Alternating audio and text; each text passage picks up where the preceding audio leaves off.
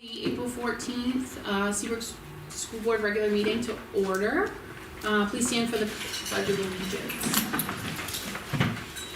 I pledge allegiance to the flag of the United States of America and to the republic for which it stands, one nation, under God, indivisible, with liberty and justice for all.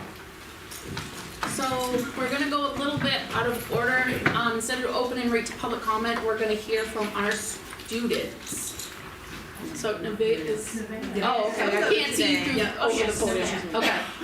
Come on up. Hello and welcome back to the STEM Report. Today it's just me, Nevaeh, to host for tonight. I'm back and it's now trimester 3, which means for us 8th graders we'll sadly be heading off to high school soon. Spring is here and no more snow that'll keep us slow. April vacation is on the horizon and I cannot wait. Now moving on to our 5th graders. They have started reading books to earn raffle tickets for bikes that are donated from Jane St. Mascot Lodge. Great huge thanks to them for the generous donations for not only 1 but 2 bikes. It's great for the warm weather and they're worth a good amount too. Let's move on up to our 6th grade students who have just finished learning about weather and wrote a to-seek essay on how Earth is heating up unequally. They were learning about the water cycle and distribution of fresh water globally. And within our 7th graders, they have started a poetry unit, and along with that, they have started to read a book, Animal Farm, a new book, I believe. But for more poetry, up in 8th grade, we have been reading A Midsummer's Night's Dream by William Shakespeare, analyzing and trying to get a good grasp on the Shakespearean dictionary and understanding the characters. I would explain further, but it'd be a spoiler for 7th graders. And because the drama in that story is as complicated as reality TV. For softball and baseball, they have started up with tryouts and facing the challenge of being on the field. And already from their practices, we can tell it's going to be an amazing season. With track, it runs throughout fall. But did you really believe that they stopped running there? Not a chance. They only took a mere break throughout the winter, and now they're sprinting in spring. You might see them running around school after hours, but now drama is sadly over, and with that we say goodbye to an amazing cast. The play was a hit, and it was wonderful. It was a wonderful experience being able to perform for such a mass audience. We want to thank everyone who came and supported us. And in our club, they are doing what they have always done, letting their imaginations run absolutely wild. But with us moving on to our youth to youth group, like always, popcorn on Wednesdays. So grab $1 for tomorrow in exchange for a bag of warm, buttery popcorn. And we always talk about DC, but now it's a lot closer than you think. We have exactly 34 more days, including April vacation and weekends, or 20 school days in total. So 20 more school days until me and the rest of the 8th grade team leave for the country's capital. It's almost hard to believe. And another hard thing to believe is that actual scientists from different scientific fields come to our school to talk to our students. We call it Lunch with the Scientists. I'd like to say thank you to them for taking the time to come here and meet with us. Students love thinking about the possible careers science can provide. Thank you for the PTO for providing the pizza. But we really want to thank Mission Kid to Kid. See, high schoolers from Winnicott come to visit us once a month to talk about high school and how to maintain low stress along with other high school topics. Though we only see them for 25 minutes once every month, it still helps us prepare for the big change when we get to high school. But one warning, the New Hampshire Science Test is just around the corner in May, so watch out. And as some of you may know, we had a math festival.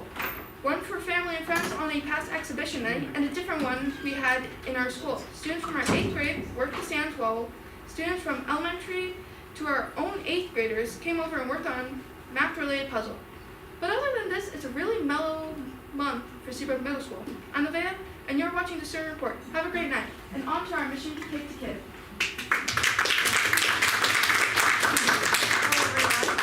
My My name is Marley Ian. I'm a junior at Winnacunnet High School, and I'm the president of Mission Kitted Kid. Like Nevaeh said, we have come every single month for 25 minutes during their first block, and we do different lessons. This has been stress regarding, we're going to come up with the transition from Seabrook to high school. We talk about different things that you have in your life that can be a coping mechanism once you get up to high school, how to properly plan and organize your assignments. It was a club started when I was an 8th grader here, so about 3 years ago, by Bailey. It was an ELO known as a extended learning opportunity. So she came to one of the teachers and wanted to create a program where we could outreach further to the sending schools. So right now we are just with Seabrook. We want to expand, but that is something in the works for a lot of time. But I really, really enjoy the club and love the club. It's a lot of Seabrook kids that are past attendees, and we'd love to come back and be able to connect with the future generation of Winnacunnet and help them feel more included when they go to Winnacunnet. Thank you. Thank you, Mom.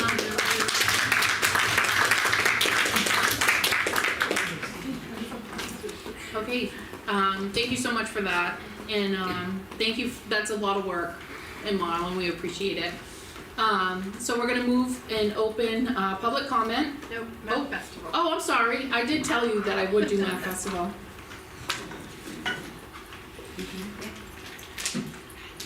We thought we had students, but they ended up needing to go home. Oh, So okay. we have our teachers that Okay. are present, so thank you for making the adjustment. Yes, yeah. Good evening, everybody.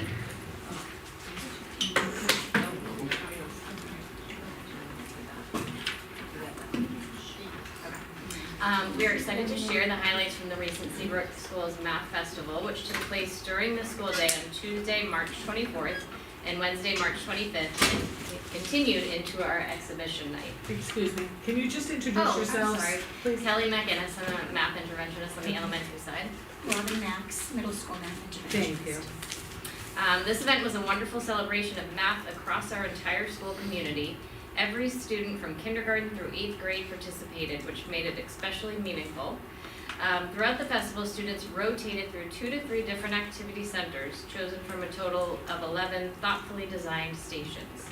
Each center offered a unique hands-on math experience, ranging from problem-solving challenges and logic puzzles to games that encourage collaboration, critical thinking, and creativity. The goal was to help students see math not just as a subject, but as something engaging, interactive, and even fun.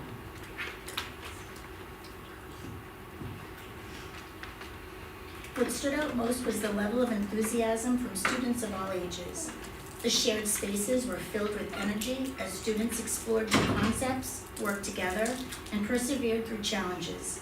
It was inspiring to see older students modeling problem-solving strategies while our young learners eagerly dove into activities with curiosity and confidence.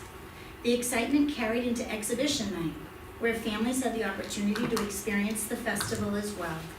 This helped strengthen the connection between school and home, allowing caregivers to see firsthand how math is being taught and celebrated in our classrooms. This event would not have been possible without the dedication and collaboration of the math interventionists, the 8th grade peer leaders who facilitated the centers, as well as the support of our school community. Overall, the Math Festival was a tremendous success. It fostered a positive math culture, encouraged student engagement, and highlighted the importance of making learning both meaningful and enjoyable. Thank you for your continued support and allow us to have an innovative learning experiences like this one here at our school. And these are just the peer leaders at the end. We ended up with a bunch of students from 8th grade. And they all got to wear some t-shirts and take them home as a goodbye gift to it. Do you have any questions for us? No, I think this is wonderful, because a lot of kids that struggle with math think of it as like the most boring subject ever, but I was always a big fan of math. You could see math in everything, and so it's hard to explain to like my son, who doesn't like math, how you need it for literally every single thing that you do in your life. So thank you for doing this to show the other kids that aren't excited about math, like that it can be fun and you need it. One other thing I want to mention, not one of these centers had a pencil or paper activity. It was all just higher level thinking, so kids felt really comfortable bringing their parents in and their caregivers to show them, and they felt confident in doing that. So, That's awesome. thank you. Thank you so much for your hard work.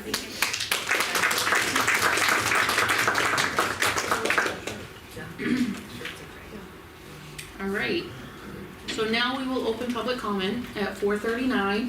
When you come up, sorry, I'm losing my voice. When you come up, if you could just state your name and your address for Denise to take the minutes. And we will keep that open for about 30 minutes. So if anybody wants to come up now, you're more than welcome to.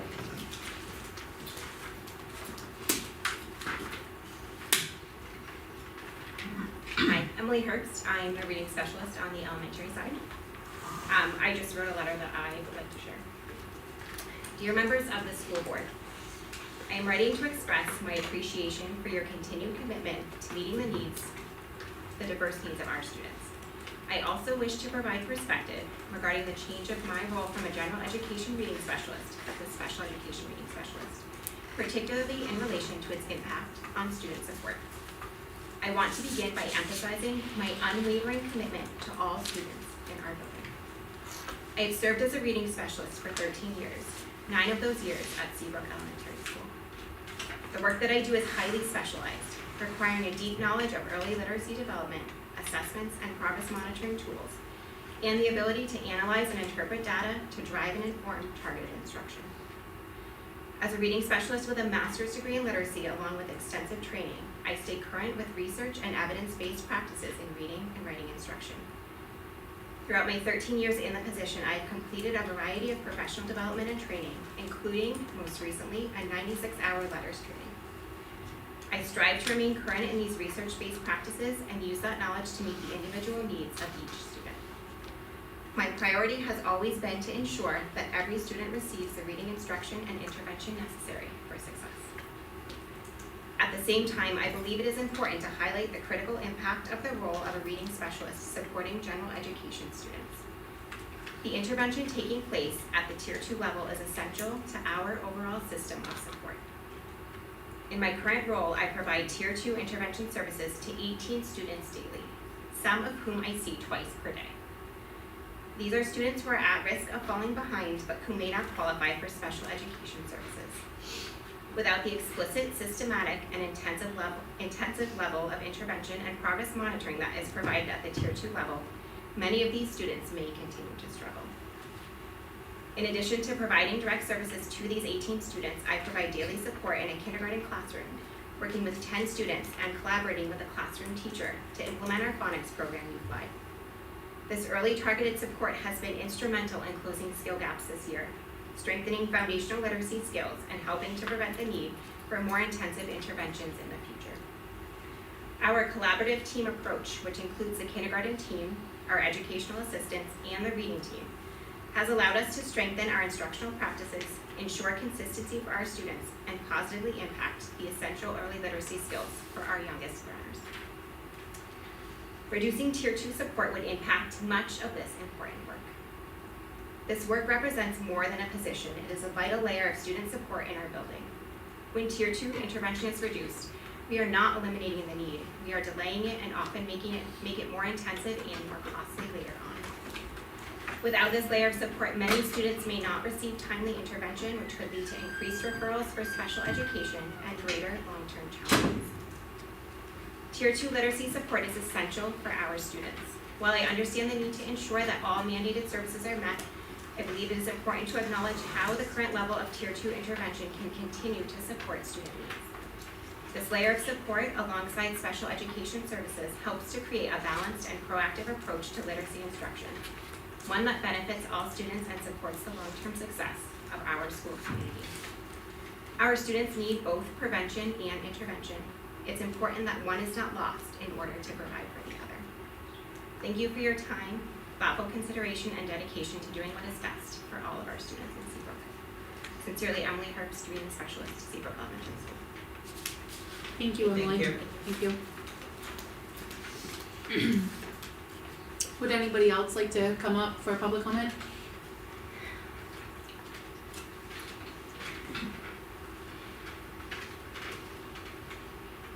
My name is William Heredia. I was here last week.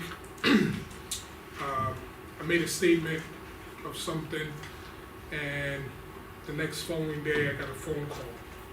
I appreciate your call for concern. I appreciate that you guys reported that, but it's a factual statement. And along with that factual statement, we can also sit here and talk about the bullying status, right? I know you're looking at me like you don't know what I'm talking about. Yeah, The bullying no. status, it was about the bullying about my daughter. Okay, And I said, we're gonna have another school shooting. That's just a statement. I got a phone call from the Seabrook police asking me where my head's at, and I appreciate it. I really do. Whoever made that phone call, I really do appreciate it, because that's what it takes. It takes somebody to make a call and say, check in on this guy, right? The same thing with the kids. Check in on the kids from the bullying. Because along from that school shooting goes suicide. And those two go hand in hand. And that's what I'm talking about. We gotta take control of what's going on. And the actual numbers are on the FBI website. I Googled it myself. The numbers are crazy. And all I'm saying is you guys gotta figure out what are you guys gonna do and the consequences of people not taking accountability of holding the kid, the bullier, because it's not the bully, it's the bullier. The bullier always gets away with, oh, he needs help, or she needs help, or she needs to go here, or he needs to go there. No, look into what's going on in the household. Dig into the house. See what's going on. That's where it all starts. If I'm a bad dad, my kid's gonna be a bad kid. And he's gonna think, or she's gonna think, bullying other kids is okay. And it's not okay. Because the kid that stays quiet too long, and too long is too late. God forbid one of us who has kids here, or has kids in other school districts, comes home and they're not alive. How sad is that? Because of another kid being a bully. That's not right. It puts a lot of stress on the family, and the family leaves with no answers. All they're gonna say is, we're sorry. Sorry doesn't take it. Sorry doesn't take it. It's the next steps of, okay, the kid reported that this person or this kid is being bullied by them, let's figure this out. If that kid can't be with other kids, then that kid should be removed and put in somewhere else. Either a small classroom setting, or even a one-on-one that the kid's still getting an education, because that's what it's all about, right? Kids getting an education, being a straightforward human being in their life. But if we don't take a chance and start acting right now, it's gonna be too late. And too late, it's not enough. Because it's not right. I'm all for whatever you guys decide. It's not my job to tell you how to do your job. I'm just concerned in my daughter's voice. And it goes even further than that. She's 7. I have an 18-year-old who was at Winnicott doing the same thing, and guess what he did? He dropped out of high school because of the bullying. Because he has mental health issues, because we can't control him, because we can't figure it out. That's your job, is to figure it out. Now he's at home, doesn't want to work, doesn't want to go back to school, doesn't want to do anything, because he thinks he's going to get picked on. That is sad, and it comes from the school setting. I'm just voicing my kid's concern, that's all. That's all I can do. And I hope you guys can figure it out and put something on paper that for the next kids who are coming up behind them, they have a chance to be like, I can speak for myself. That's all I have. thanks, Will. Thank you for your guys' time. Take care. Would anybody else like to come up and speak while public comment's open?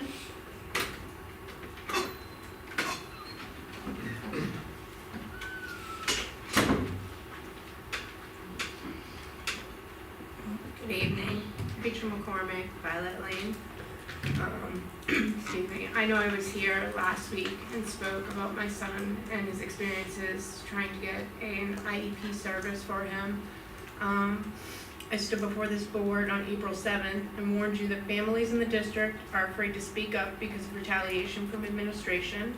Within 36 hours of that statement, my child was labeled truant and I was issued a truancy letter.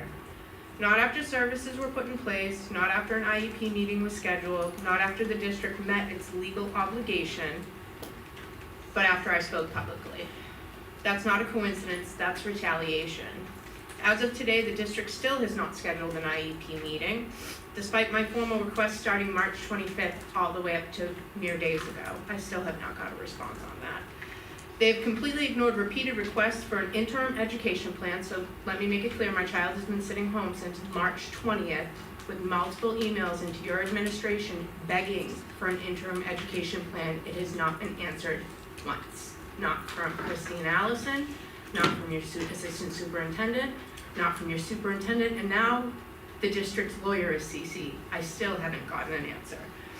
They've not provided my child's legally required services. After I spoke here, I did speak to, they were saying that my child needed a one-on-one RBT, but it needed to be hired, and they had no date of hire, no idea. After I spoke here, 2 days later, when they emailed me with a truancy letter, they let me know that an RBT was contracted out. That was a miracle that happened after I stood at this podium. However, she's not available until April 22nd. In the meantime, my child is labeled truant. You don't even have his one-on-one in place. He can't be in this school without that service. But my child's truant. They've not provided my digital record request, my request, or my advocate's requests, starting from March 25th all the way up till 4 days ago. I still don't have digital records. They're insisting I pick up paper copy only. The whole reason I wanted digital records was because I've done a prior records request where I got about 3% of my child's records, and then they argued what was provided and what was not. Digital records have an imprint. I can tell what was sent to me, when it was sent, and how it was sent. It covers me, it covers them. That way I can't argue I wasn't provided with it, and they can't say that they did or didn't provide it. As far as us trying to get the digital records, we did quote the district's JRA policy, which right inside of it says that I can have those records digitally. Your district has told me absolutely not. I will not receive any records digitally. Even after my initial records request, everything's still missing. Before April 7th, the district told me that my son's RBT wasn't hired. I do thank the board for maybe getting the wheel rolling to get one contracted, but how am I to return my son to school when his RBT is not going to be in building until April 22nd? To that, I was told he would have to divert back to his original IEP, to a one-on-one, that his IEP team and this administration said wasn't good enough, which is why it was replaced with an RBT. So you want my son in school without the necessary services. That's not safe for him. That's not safe for anybody around him. It's not safe for him mentally or physically. Excuse me. I'm asking the board tonight, when will the district schedule my son's IEP meeting so he can return to school? I want my son to return to school. I'm not holding him home purposefully. I'm simply asking for his services so he can attend. I want to know when my digital records are going to come for me and my advocate, and what actions are going to be taken to ensure the retaliation against me and any other parent that stands up here stop. It's not a coincidence that 36 hours after I stood here, and all of the communications over the last 2 years, and all of the communications since that March 23rd IEP team meeting, there's been not one mention of my child being truant, even though I've asked multiple times for interim education, until I stood at this podium and spoke to you and told you what they're doing. Now my child's truant. I'm just simply asking for answers. And I do thank the board for hearing me out last time. I feel like all of you really heard me and really want to make a change. But the change you need to make is the administration. There is a problem. It's not just one person, it's a myriad of people. I see people standing here complaining about bullying. That's an administration problem. My IP for my son, an administration problem.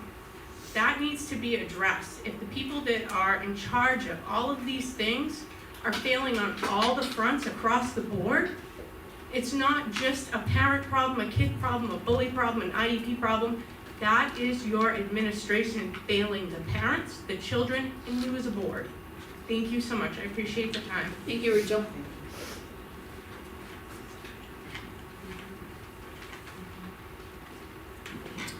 Would anybody else like to come up and speak? Leah Brown, 118 Cimarron Drive. I was wondering if I could have a question answered. If we know the answer. So I was looking, and it's public knowledge. The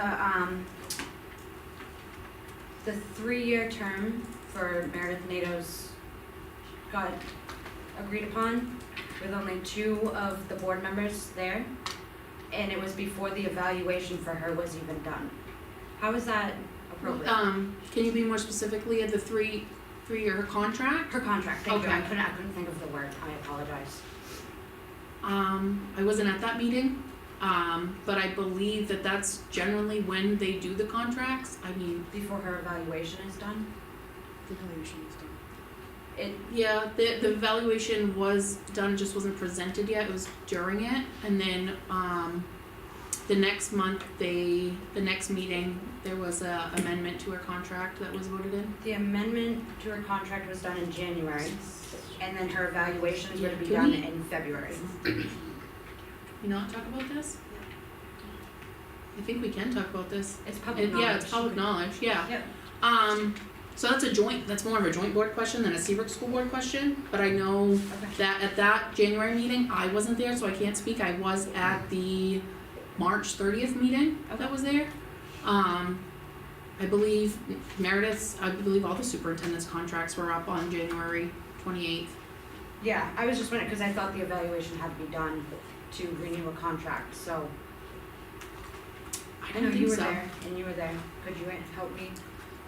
To my knowledge, the contracts were discussed, evaluations were done, and then at the subsequent meeting, they were voted on. Okay, cause looking at it, it says the evaluations have to be provided by February 13th, 16th, and the deadline was March 3rd. But the vote on the contracts was after that. It says right here, January 28th, 2026, and that's when it was approved. We approved Meredith's contract on March 30th as well. So I don't know about the January meeting, honestly, I wasn't there, but we did approve Meredith's contract at the March 30th meeting. And we discussed the evaluation, so at the time, I was the joint board chair, I'm not anymore. So me and the vice chair, we went through all of the stuff and put up a little report to the other board members, to show them the results, but the evaluation was done prior to March 30th meeting, and then her contract was voted on at the March 30th meeting. But I can't honestly give you a straight answer for that January meeting, cause I wasn't there. Okay. Is it public knowledge to know what kind of things are evaluated? Is that evaluation public knowledge? No. Okay. It's electronic too, Yeah, can't remember. I believe, yeah, I don't think the evaluation was by, so every school board member has the right every year to basically, evaluate, the superintendent, Meredith. And then also I believe, the administration that's under her also evaluates. So we see, a professional evaluation done through the admin, and then we also see, why did I just get complete track of my thoughts? But we do one for the school board as well, so you can't see who said what. Right. It'll basically, it breaks it down per district. Okay. But it doesn't, it's like a pie chart, it's kinda like what I saw. There's a rubric. Yeah, like any there's a rubric. evaluation, that has certain categories and then specific questions under the categories. Yeah, dealing with, certain, Like if criteria money's going similar to missing, like, kids are failing, what's that, Leah? like if money's going missing, kids are failing, type of that. type Not of stuff. specific like that, but it's a generalized, question, you know, if I can, just for like an example, like communication. Like how is the communication? And then it's like meets expectations, needs improvement, and then everybody has the opportunity to put in a comment. Like if they decide it says meets expectation, they can write, I think communication was wonderful. If they have something that says needs more attention, then they'll put under there like, I didn't like the communication for X, Y, and Z. So that's kind of how it's done, but it's done at the joint board level. Okay, Yeah, I appreciate it, yeah, no problem. thank you. You're welcome, Leah. So I'm gonna keep public comment open for another 10 minutes. But we're gonna move on, if that's okay, unless anybody wants to come up and speak right now. Okay. So approval of minutes, the February 2nd minutes. Did anybody get a chance to review those? Yeah. Does anybody wanna make a motion for approval? There was one, I don't know if it matters, but the date for the exhibition meeting as well. I believe that was corrected to the 4/14, is that what you were looking at? Nope, it says March 24th, but it was the 25th. It's minor, but I just noticed it. So change the date from The 24th to the 25th.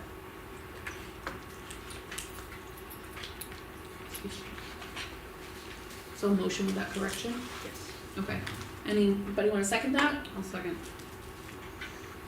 All in favor? Aye. Aye. Aye. Unanimous.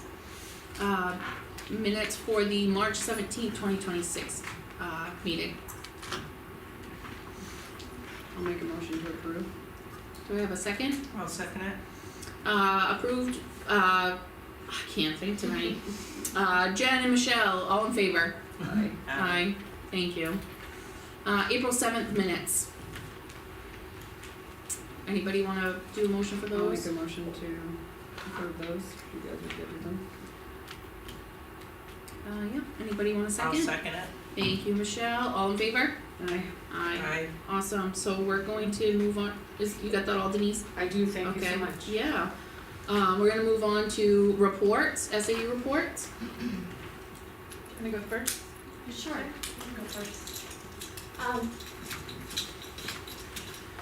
I'm Shannon Hesley, Curriculum Director, SAU 21. So in my report, which actually might say the same things as Lauren's report, we have the PSATs that are happening this month.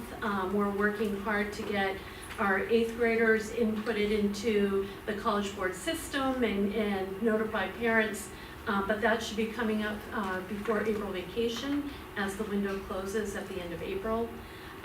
Also on April 1st, we had an SAU 21-wide professional development day. And a couple of things that occurred on that day. Mary Toomey, I'll let her speak to the speaker she brought in. It was well received, I do want to share that. We had some of the most positive feedback from a PD day that we've had in a while.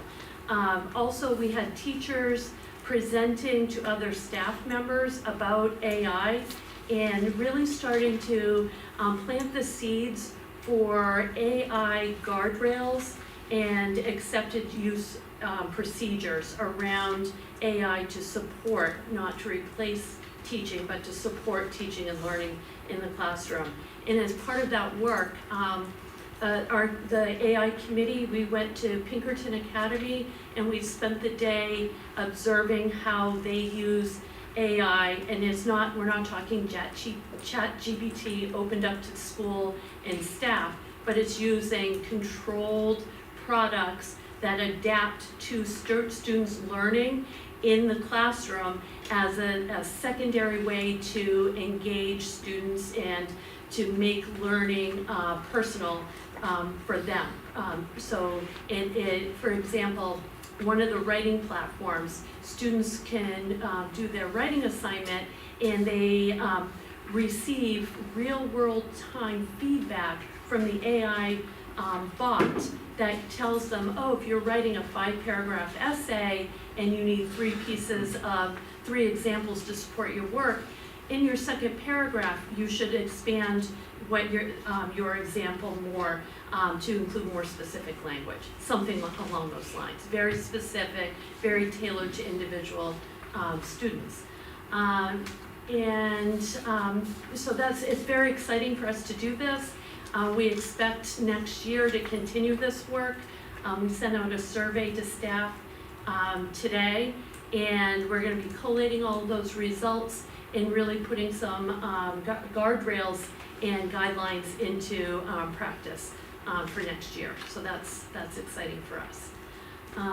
Bridging the gap here, we did our needs assessment, and we're collating that. Colleen West and Tim Dow have really worked hard.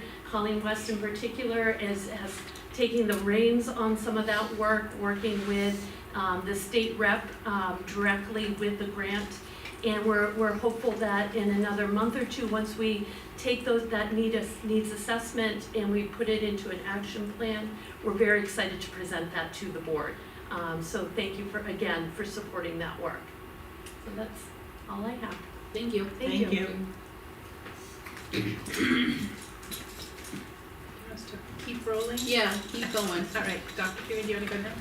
Thanks, I'll just follow up on what Dr. Castley shared with you about our amazing day on April 1st. We invited Dr. Allison Roy, who's an author and a psychologist, to come and meet with our staff from across the SAU, talk about trauma-informed schooling and supports and what she calls trust teams, and how to have practical strategies for supporting our students with behavioral and mental health needs. It was very well received. We had breakout sessions in the afternoon with school-based groups, and what I've heard from all of the principals is that we'd love to have Dr. Roy back next year in some capacity. So very happy that that day was well received. First item in my report is a follow-up to the due diligence review. In a proactive step following the March 17th Seabrook School Board meeting, the Special Services Department identified all of the students who were attending Seabrook schools in May of 2025. And we wanted to turn our attention to addressing any potential impact to the educational progress of our students with disabilities who were not identified as part of the due diligence review process. So to that end, we drafted a letter describing the due diligence process, and we mailed it to 102 families on March 31st, personal letters. The list included students with an IEP who were not included in the due diligence review. That was another 23 students, as you know. 9 of the students who received the families who received the letters are now attending Winnicott High School, and 11 students who were here in May of 25 no longer in the district, but we were able to send those families a letter with their new address and or via email that we had last on file. Families were invited to contact the district special services director to request a progress monitoring meeting and to provide a detailed analysis of documented services from 24-25, which I will remind everyone in terms of specially designed instruction, support for content areas, reading, math, writing. We averaged 94% compliance with documentation in those areas. We also told them that we would review their child's progress in September of this school year, 25, and discuss the potential of providing compensatory services if in fact they may be needed. A copy of the letter is linked in your board report. Questions? Did you get a lot of calls back? We have just started receiving those calls, and we are adding those meetings to our already jam-packed list of meetings that are happening. So yes, they're starting to come in. I just have a quick, so it says, I can't view the letter because we needed, Oh, I didn't give you access? no, Can't be shared. it can't be, so I just went to go look at it while you were speaking, and, it says I need access to it, so We can share the PDF. Sorry. with you. thank you, I appreciate that. Does Maria? Should be all set. Oh, okay. Alright. Thank you, Mary, I appreciate You're that. very welcome. You get back to my board report. Sorry, No, it's okay. I clicked out of that to do the sharing and lost my report. Hold on 1 second. Okay. All right, I'm sorry, did you have another question? No, sorry, I'm doing the same thing that you're doing. Yeah. Back and forth. I've Give got me so one many windows second. open, I can't even see them all. My second item is to let you know, very exciting, we're having our 3rd annual Family Literacy Fair, and a cute little llama is coming to Winnicott High School on May 9th from 1 to 3 p.m. in the dining hall, and there's a link to register with a QR code, and so the event is for SAU 21 and SAU 90 families with children from birth through age 8, and we invite them to come. We're going to have a full afternoon of learning, fun, free books, lots of free books, resources for parents, children's museum passes, photos with llama, crafts, and more. Patrice Baker, our early intervention specialist, will be leading this, and it's been a very exciting event that started here in Seabrook and now has just kind of blossomed across the SAU. And so we hope to see you. You're all invited on May 9th from 1 to 3. And the flyer is there. I hope you can see the flyer. If that doesn't open, let me. it does. It does? No. No, okay, I'm gonna do it again. So when parents receive this letter, and are they asked to talk to Christiane first? Correct, they have Okay. to reach out to her, yeah. Okay, and how is scheduling being done for that? Because we did just hear in public comment that people are trying to reach out, so without talking about children or anything, but how is scheduling being done for these follow-ups? We have an administrative assistant who handles all of the scheduling in the special education office. And so, you know, we coordinate availability of schedules and times, and that's how they're being scheduled. Okay, so hopefully this assistant can get back to parents that have been That's what's calling. happening currently, yeah. Okay, Are Parents that there- have reached out to me personally, I have gotten back to those parents. Some of the parents are reaching out directly to Director Allison, and she and her admin assistant are Who's the reaching out to them. admin, if you don't mind me asking? Who are you saying is The responsible? Director Christian Allison, who's No, here. who's their admin though that's responsible for the calls and? The assistant. Oh, the administrative assistant, Yeah, who is Alyssa Fuller. okay, thank you. Just wanna make sure who you're talking about. Oh, sorry about that, sorry. Did you need to, Are there, yeah. can you, Public comment is still open. Just Can- 2 minutes. Can we finish this and then I'll give Sure, you it's in reference to this. I don't Okay. know if you wanted. I can wait, it's up to you. I have a question too. Can we ask the questions and then I promise you, Yeah, Rachel, you can no, come no, up and go do your ahead, public yeah, comment. go ahead. Thank you, I just wanna finish this thought and then, You're good. okay. I know that typically the whole teams try to be included in these meetings. I'm questioning if that could cause concern for services being missed during the day, if there's Of course. extra and excess meetings for Yes, staff, especially some whom we only have one or two of in the entire of course. 2 buildings. So in those cases where we don't need the whole team or where a parent is agreeable to waive the attendance of a team member, we do that as well. So that we are trying very hard to utilize time when staff might have planning time available or time when they can meet. These are really strategic things that need to happen in addition to a meeting schedule that's already pretty full, right? So that's what we're doing, that's what we're trying to complete. We did today receive confirmation that the last 3 meetings from the DDR process are now scheduled. We've been working hard they've been scheduled, they had to be rescheduled, parents had other things, and so they've been rescheduled a number of times. But with these last 3 meetings, that will complete that part of our corrective action regarding the 21 meetings that need to be scheduled. 2 of them are no longer attending Seabrook, so it was more difficult to reach out. One is out of state, but I think just today we received confirmation that we have another calendar date, so. Okay, and that's only for the due diligence review for the original, The original 21. it's not your expansion on Right. your own review, okay. Right. Thank you. Are My you next guys, item is, are you ready? go ahead, yep. So we received on March 3rd, the Bureau of Special Education Support provided the results to each LEA regarding indicator 4A and 4B. That's a data analysis that looks at students with disabilities who are suspended or expelled greater than 10 days.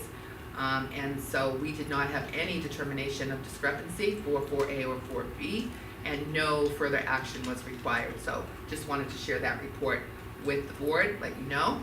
And finally, our district's offered families again this year for the 2nd year the opportunity to have electrocardiogram screening to identify a potential risk of sudden cardiac arrest.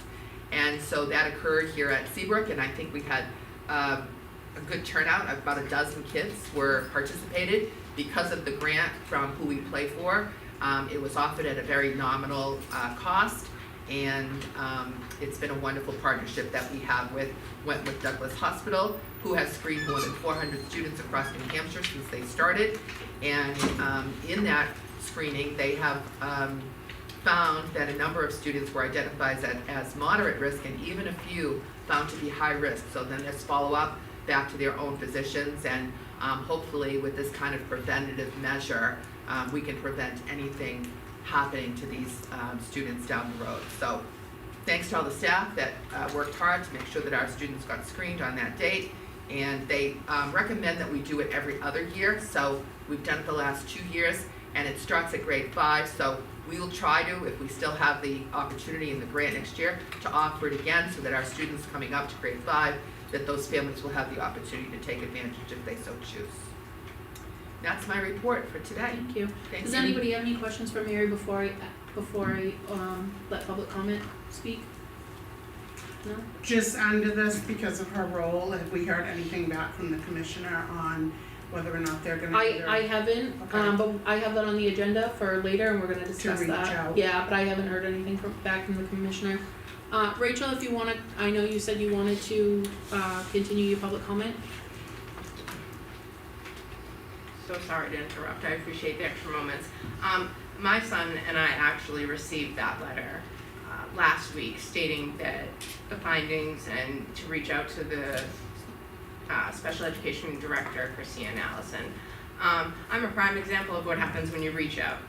I haven't been answered. I can't imagine how many other parents received that letter. I know of multiple parents who also have the same questions as me when it comes to their students not getting their services that have reached out, and they're in the same boat as me, meaning a letter is all meaning and well, however, if there's no follow-up on it, when parents are the ones chasing them for an answer and they're still not answering us, that's where we're at. So I did receive that letter. My son was not one of the 24 IEPs identified, but as I've shared with the board multiple times now, he certainly should have. There's multiple FAPE and IDEA violations all throughout his IEP. My advocate said it was probably the worst he's seen in his 20-year career.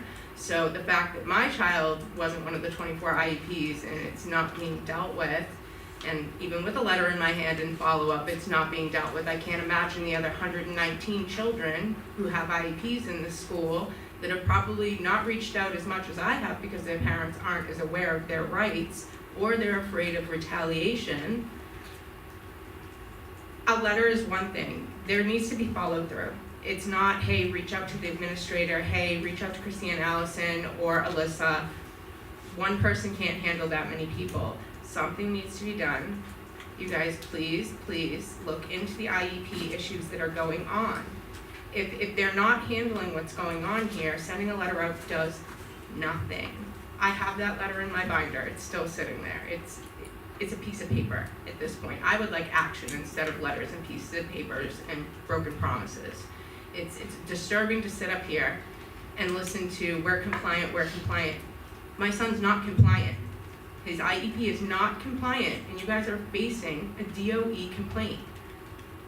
I understand you have until April 28th to finish up what you need to finish up with the last complaint. Let's not make 119 more complaints because we're not following through. These are kids' educations, and you guys have one chance to get it right.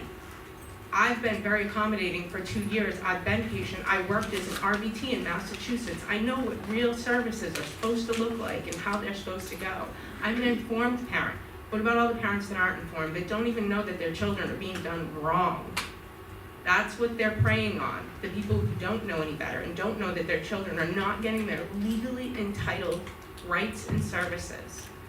I don't want to see a letter, I want to see action, and I'm begging the board, please look into this. Thank you for your time, I appreciate Thank you, Rachel. Lacey, can I ask something? If Yeah. no one else is speaking. I'm gonna close public comment in this. If anybody else wants to speak, they're more than welcome. If not, I am gonna close public comment at 5:18. Okay, go ahead, Maria. So I wanted to apologize because I was late. We had some things going on, but I was watching all of you from home because I'm that dedicated. I can't miss what's happening. I want to bring up a few things to the board chair and the board. Evaluations with Lacey's comment.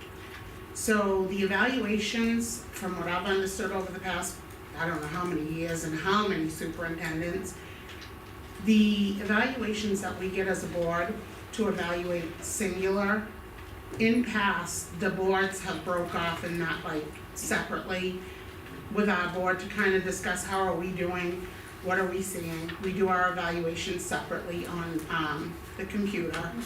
I reached out and asked because in past we always got, okay, who on your board actually participated, and what were their comments and concerns, and I got back, well, you can look at the pie chart. Yeah. Cause I heard you say pie chart. so- Right, because, yeah, that's how. You can look at the pie information's chart. That pie chart means absolutely nothing to me because it doesn't show how my board's feeling, what their input was. And although I was not there in January, I am really concerned with the fact that our people on this board would vote in favor to renew anything knowing all the issues that we're dealing with. Where is that support and transparency, and where is that guidance? Because as an employee, if I never got feedback from my superiors on what I needed to improve on or do a little bit better, or how can we work together to fix these issues, it's not fair to the employee, nor is it fair to the people. And so I look a little bit different at that evaluation.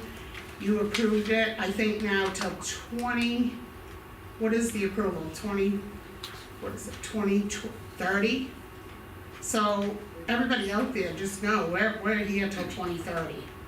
So I don't know what's gonna happen or how things are gonna happen, but as far as I know, did everybody on this board do the evaluation individually? Yeah, and I believe it's an anonymous evaluation. It should have So been. that people who It should feel be. differently than other people aren't Anything anonymous with intimidated. us is not anonymous, and that should not have happened. So you did it, I did it. I did it, yeah. Did Casey, did you? That's on them if they wanna share. Whether or not to tell the public if they participated in the Yeah, evaluation? that's on them. I participated in the evaluation. I always do. participated and I go to all the joint board meetings and all the committees that I respond to. I go to the budget committees because I'm on that committee. That you did the evaluation, that's what I was asking. Yeah. Cause I think, and Meredith. it's important to know as a board that we have not discussed, like, they used to have break-offs, it was called, Lacey, that you would break off with your own school or you would do it at your school.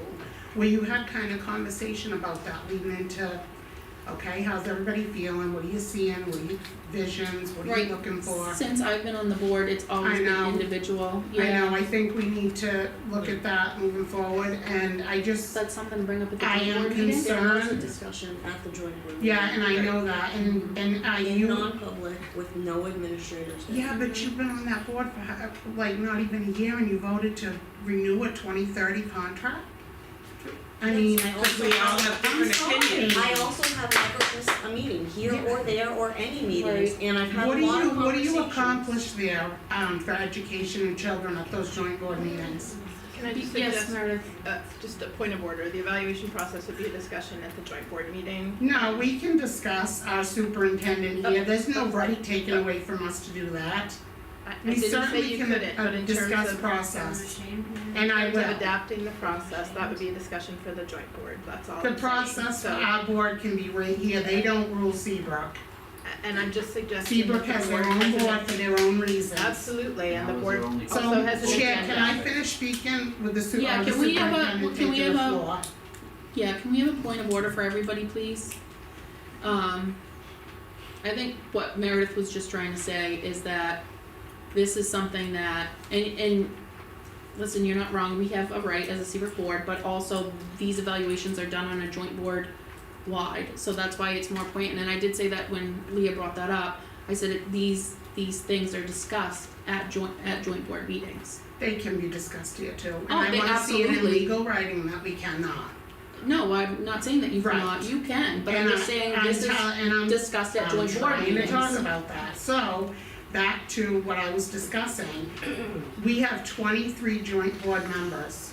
We have 5 Seabrook School Board members. Mhm. Okay, 5. We could jump over the moon and say, please help our kids, help our school. They're not gonna do that, and why would they? They're not bad people. No, I'm not saying they're bad people. Yeah, but they don't go against, I've been to the majority of the Lace, joint can board I meetings. finish? Yes, you can, Maria, you can. Their schools are doing very well, and they have a lot to be proud of. They have academics at 70%. They're not having the bullying we're having. They're definitely not having the IEP issues we're having. I'm not saying anything about bad people. I'm saying they are in favor for their schools. Where is Seabrook pounding the sand saying this is not acceptable for our schools? We just go ahead and vote and make the 2030 and say, I'm sorry. I mean, that's my concern. So, and I understand your concern. What concerns me is I go to the majority of these joint board meetings, and it's usually Michelle and Casey. Michelle and Casey are there, so we need, and I go to these meetings, and the majority, if not all members of Hampton Falls are there. All members of Northampton are there. No, they're The not three, always. You're not most, even they're four So people. let's go back to what I was saying with the weighted So vote. their votes hold because they're all there. When we only have 2 members out of 5 there, or sometimes it's been 1 member, me and Jen, or Michelle, or Casey, like, Does it mean they we have to don't- vote to accept something if they know it's not best for their school? but that's their decision to make, just because you Right. don't think that It is, but is. if Casey or myself or Jen, whoever feels that way, then that's the way that they feel, Maria. Right, but that's their But you vote, but we you can haven't talk been to a about joint it. board meeting. Lacey, I will not go to a joint board meeting until you are talking about education, until you are talking about bullying, until you are talking about Seabrook getting a good chunk of the money's worth of what they're paying for, and guess what? We're not. And I made that clear. Right, And but then, if you by the way, Go, the then you meetings you can't have a used- vote. You can't have your vote. No, you do, I do get my vote through you, Michelle. When you two voted, it was a weighted vote, and you still get, and I guess I should explain that. So, if there's I one know how person it's done. I'm talking to the people, because I choose not to debate back and forth with the board, so I'm gonna talk to the people. What happens with the votes is, say there's 3 people on that school board, and 1 person shows up.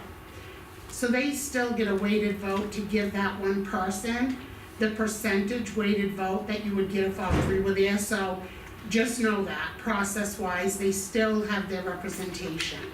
And, I just wanted to put that out there, so people don't think that you get voted on each person there because you don't. But- It's weighted. But the point that I was trying to make, Maria, is that if you feel differently than I feel, and I'm the only one there, your voice is not heard because you are not going to the meetings. My voice heard, Lacey, because I filled out a heck of an evaluation. And I would love for you to see that, and I cannot believe that people are telling you you don't have a right to see that. I did see it. I didn't know it was yours. It's anonymous. So these, Well, I I had to put my assumed I name knew in. what yours was, I had to but put my name in when I did that. it's It didn't show up anonymous. on the report. It doesn't show up in the report. Everybody's vote and You know everybody's what? comments are anonymous.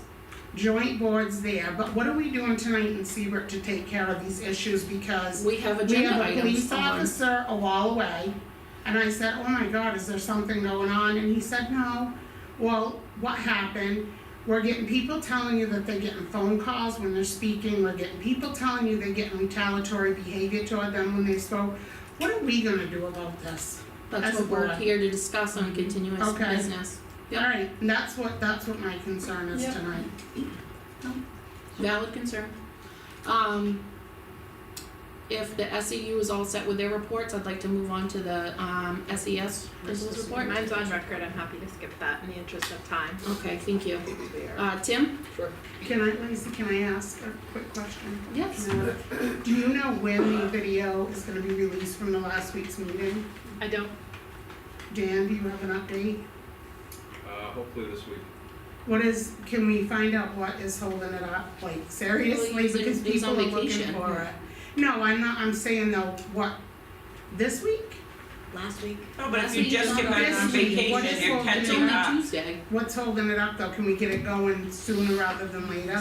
And that's what I'm gonna say. Okay. There was some important stuff on that meeting.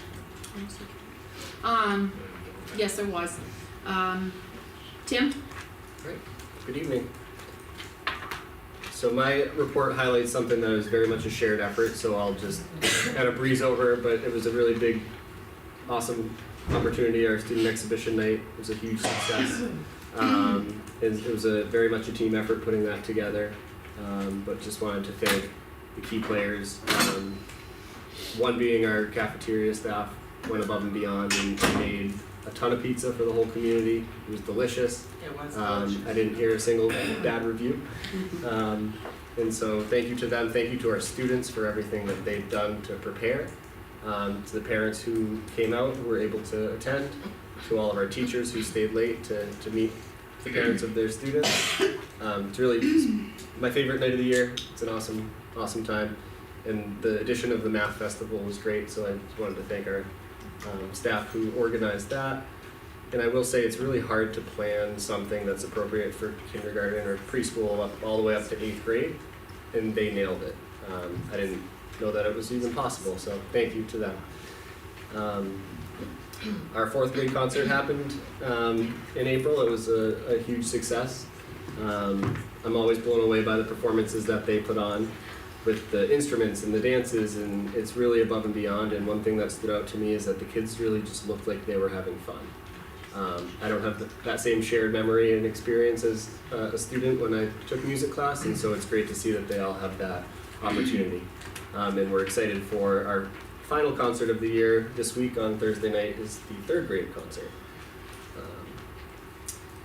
Moving along to our preschool lottery that took place last week. So we're really excited to be welcoming 6 new 3-year-olds and 6 new 4-year-olds into the program. Everything went smoothly so far, and parents that were accepted into the program, they received letters to attend an information session coming up. Those that didn't also received a notification, and we just encourage that they reach out, attend the play group that continues to run on Wednesdays from 9:45 until 11. And if they want any more information, they can call the school. They could ask for me or Patrice Baker. We're happy to point them in any direction to help provide any resources we can for them. Our teachers have started their letters training, so our reading specialist mentioned that when she got up and spoke, that 96-hour training she talked about, so it's a really extensive training. Any teacher that teaches reading or literacy in any capacity is taking that on, and so far so good. We know it's a big ask, but they've really done a great job taking that on so far, and the conversations I'm hearing people have are really good in the sense that I can tell that they're learning new material through that training so far, and it's only just the beginning. And so hopefully more to share on that soon. Kindergarten information night, this didn't make it in my report, but that is happening a week from tonight for incoming families of incoming kindergartners, and that will be from 5:30 to 6:30. And information has been shared out about that, but in case anybody has not heard, again, that's a week from tonight from 5:30 to 6:30. And that sums up everything. I have one last bit of exciting news on a personal front that I will be taking a short leave in the beginning of May as my fiance and I are welcoming our first child. Congratulations! So we're very excited for that, and we'll miss this place, but it'll be, I'm sure those weeks will fly by. Mm-hmm. And we'll be back to wrap up the school year. So. Long nights, Get fast to weeks. sleep now. Yeah. I'm trying. No, that's awesome. Congratulations. Thank you. Yes. Thank you. And that's it. Thank you, Tim. Thank you. Colleen, would you like to do your report? Sure. Tim covered the exhibition night and math festival. We're thankful to everyone who presented and for all the work that everybody here did. Echo, the pizza was delicious and the crowd was great. I think we had 208 parents that signed in on the middle school side. We didn't get to see the play last Tuesday, but we did get to see it the following day. The students put the performance on for the whole school. They were phenomenal. You should be really proud of this 8th grade class. They knew their lines like nobody's business. One of the teachers commented she's been here 17 years and she's never seen a play as good as the one that they performed. So congratulations to Ms. Sherban and Ms. Toscanio. And those kids were nervous, but no one forgot their lines and they really did a great job. So we appreciate that. It was standing room only, I guess, on the night of the play. And they were, trying to find more seats for everybody that came, so it's a great celebration. That's awesome. To the, it's a testament to the 8th grade students who, it takes a lot to get up in front of your peers, to get up in front of your parents, to memorize lines, and they didn't miss a beat, so that was great. To continue with the 8th grade, they have their semi-formal dance on Friday night. As of right now, the attendance is not as high as we like it to be. We like everybody to come. It doesn't matter you know, it's not, you don't have to come in a ball gown, just come and be yourself, enjoy. The PTO does a really great job, as do all the 8th grade parents who volunteer to help with the food. It's at Trinity Church, it's 6 to 9. It's fun to watch them dance and cry and laugh and share some good food and good memories. So we hope that we can see everybody. It's lights, camera, semi-formal action. And the last piece is thank you to the PTO, the Seabrook Police and Fire Association. We only had, unfortunately, 20 parents at the Katie Greer presentation. We did have babysitting, we had some raffle tickets. So I think 20 people really gained a lot of knowledge about what your child should and should not be exposed to, what they should and should not be on. Her message was you should probably be on a phone, maybe 2 hours a day. She also mentioned that adults are probably the guiltiest parties of all, so I would agree with that, and they watch their parents and they see, so it's good that we have a law that they can't use a phone during the day. I would say a lot of our issues really stem from the phone. Kids in Snapchat, TikTok, Discourse, all sites if you're not 14 years old. Wait, what was the last one you said? Discord. Oh, Yeah. new to me. I have a list. I should have. Give you a few more. Oh my gosh. We have a list. We learned some new, because they are not mentally able to really have those conversations. If your kid's a gamer, which was great information, they should not be in a chat room. You can turn that function off, because they're chatting with maybe 30 other gamers who they don't know, varying ages and varying places, and she said, yeah, they can game, because, you know, a lot of our boys in particular like to play games, get it, but that function with the chat room, she's absolutely turned it off. They don't need to be chatting, just play the game, so. I think she provided a lot of good information, and we appreciate all the organizations that really made that happen. Yeah, hopefully next time we get a lot more. I know I missed it because I think we had joint. Yeah, unfortunately, Yeah. we didn't realize it was a joint board. Yeah, I feel we like I should've scheduled went things way tonight. ahead of time. I feel like I'm turning into my parents. I don't know anything. I didn't know that. That's it. Thank you very much. Sure. Moving on to special services report. I don't see Nothing an additional. attachment, okay. Curriculum coordinator monthly report. Hi, good evening everyone. Some of the things in my report have already been mentioned, but I'll just start by saying thank you to the math intervention team. Lauren, excuse me, can Yep. you just introduce yourself? Oh, sure, Lauren Thank you. DeConstant, curriculum coordinator. Thank you. So Math Festival, Robin, Stacy, Jean, Kelly, the four of these interventionists, plus all of the teachers, the facility staff, the PE teachers that adjusted their rotations in the schedule, and all of the elementary teachers who brought students, and all of the preparation that happened, because it really was fantastic overall to see, like Tim mentioned, kindergarten all the way through 8th grade, some of them even working on the same math problems, from simple to complex, sitting together and working and having fun with math. It was just fantastic. Hopefully 1st of May, so thank you. And Shay, Dr. Casserly mentioned we're having PSAT across the SAU for 8th graders. Our 8th graders are participating in that next Thursday. So you'll have a letter home, 8th grade teachers, huge thank you to them for preparing our students to take the PSATs. This will be the first year that we do that, so there is a little bit of a learning curve from the 8th grade staff. Some training, some just preparation that's different than we've done in the past, so I just want to thank them for their patience while we lift that off the ground. It is going to be for a 2-hour window, so it's the morning of next Thursday, so if you do have an 8th grader, kind of get them breakfast and cheer them on, and it's a great experience for them as they head into high school, because we'll be taking that in high school as well.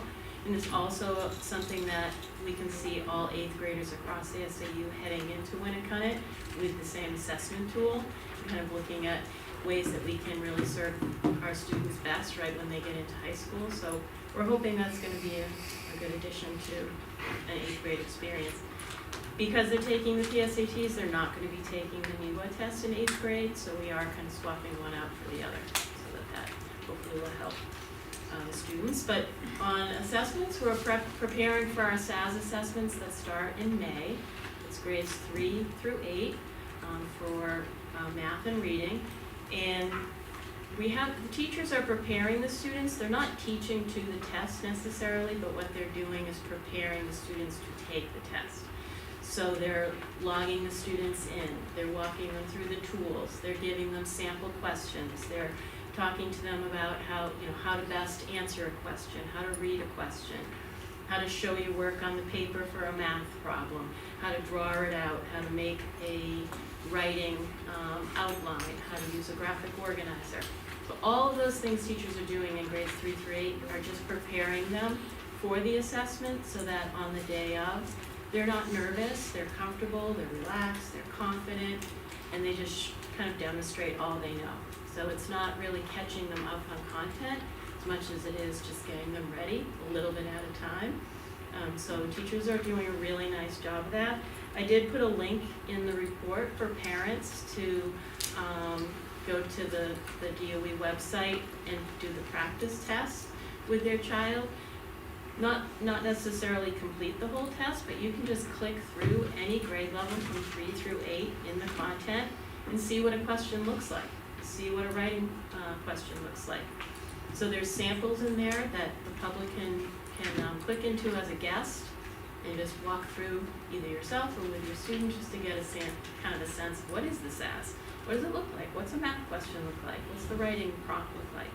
And those are linked there in the report and also on the DOE website for families to look at.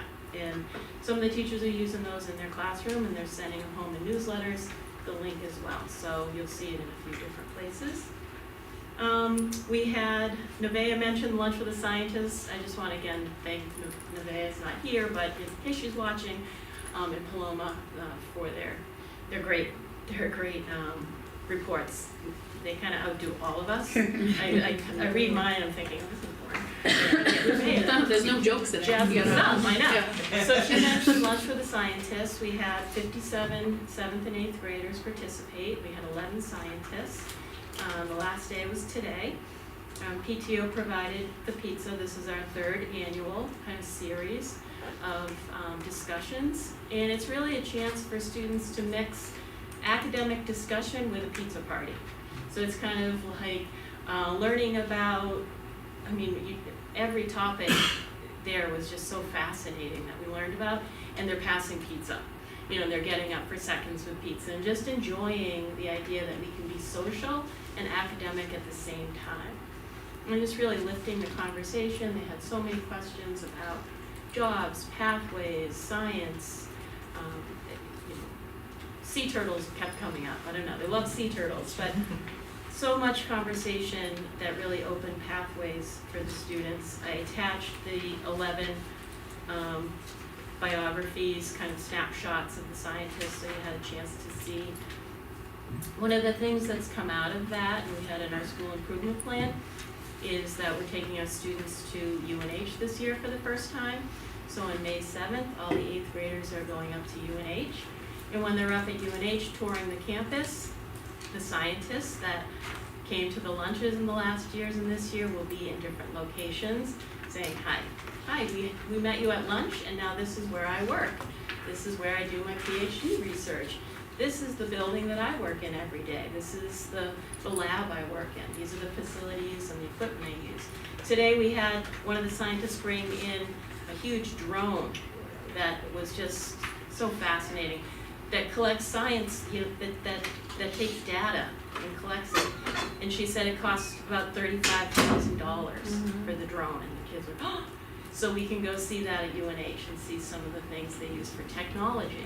So that's on May 7th, and I'm just so grateful for Seacoast Hampton Estuary Alliance. Their nickname is Shay. Not this Shay, but Shay. And they organized that with us, and they're helping us with our UNH trip on May 7th. So that's exciting this year. I added an integration piece about with our elementary. Deanna Bird, our elementary art teacher, spent the year integrating the art class with wit and wisdom. So we have teachers in grades 2 through 4 2 through 8, but in the elementary 2 through 4, teaching wit and wisdom for the second year, and she's made it one of her projects to integrate the art kind of projects as they study the different components of wit and wisdom. I put some of the images there, from making giant squid and sharks to drawing trees when the second graders studied trees and space, and then these beautiful mountain little felt pocket wallets that the students sewed when they were studying about extreme climate, and they talked about mountains, and the integration that is happening in there with wit and wisdom in the classroom was just really exciting and fun. She made that her goal this year, to integrate that for the teachers. That was fantastic. Then Mission Kid to Kid, we saw Marley Eaton, who you all recognized, fantastic.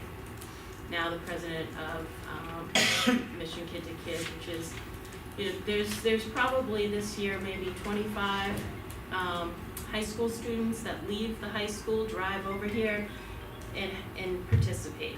That means they leave their classes, they have to make up their work, they have to get permission from their teachers. It's a huge commitment. They do that once a month, and we're just so happy that they're with us for another year. So thank you to Marley for organizing that. And that's it. If anyone has any questions about any of that, it's kind of a mix. No, just thank you, that's great. Yeah, there's a lot going on in both buildings, and as you can see from everybody that's speaking, we're not even touching all of it. From the students to the principals to you know, behind the scenes work, teachers to our interventionists. I mean, it's kind of an all hands on deck, and they're just doing great. And thank you. Thank you, we appreciate it. Matt? Thank you. Good evening. So I have posted the April year-to-date revenue and expenditure reports on board docs. There have not been any significant changes since last month. As you know, this has been a particularly tight budget year since we're operating under a default budget, and we have experienced some cost pressures in special education and buildings and grounds. Special education, transportation, and health insurance. And we are currently projecting to end the fiscal year slightly over budget.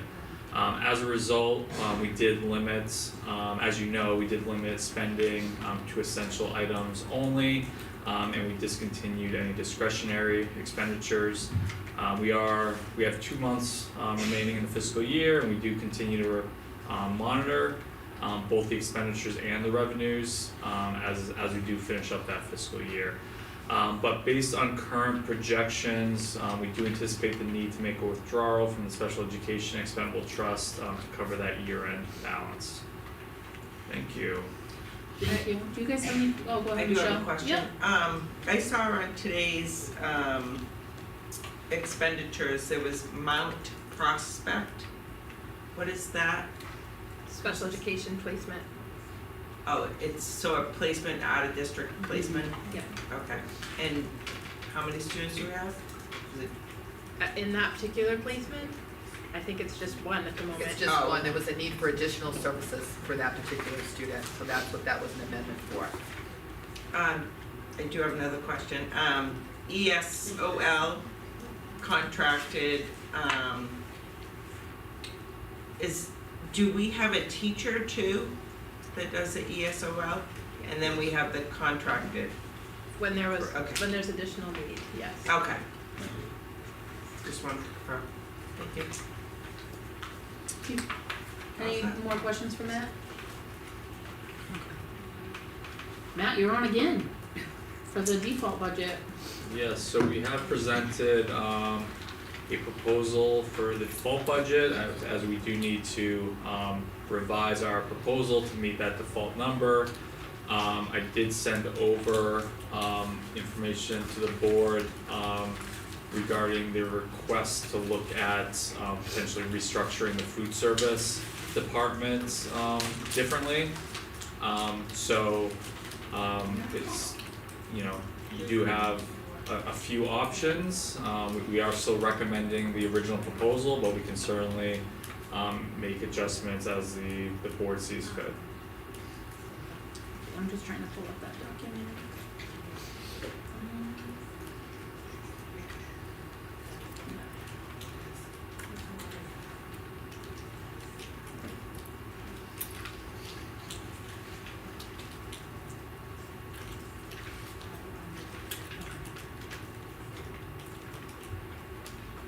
Does anybody have any questions on the information that Matt presented to us? I know this was a direct request from Maria. I can hear her talking, and let me just go peek my head in and see if she'll come back.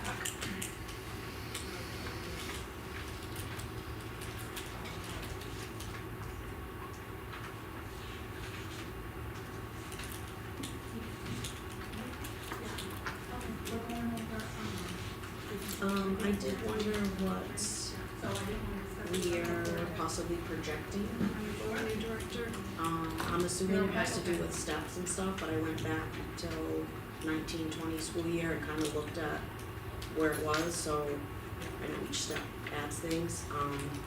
1920? Like 2019. Oh. Sorry. I was like, whoa. Back to that school year and kind of looked at like where it went, and it's, you know, some of the increases make sense, like steps, cost of living, some of them were more significant jumps, I'm gonna assume, because there was, well, I know that there was changes in staffs and what step the new staff was at. Obviously, we can't predict who's gonna apply, but, you know, there's, could be like up to $20,000 pay differential depending on that, I don't know if. So there is a salary schedule for the food service manager position. That range is between $71,941 and $87,901, and as you referenced, it's dependent upon who the new hire is, and it's based on the number of years of experience. Now, the other factor that plays in is benefits. So it's also dependent on whether the new hire takes health insurance or is on a single plan or a family plan. So there can be a pretty dramatic variance depending on who is hired. And that can go from zero or about $2,000 to $35,000 depending on the benefits that are elected. So dental insurance is another example.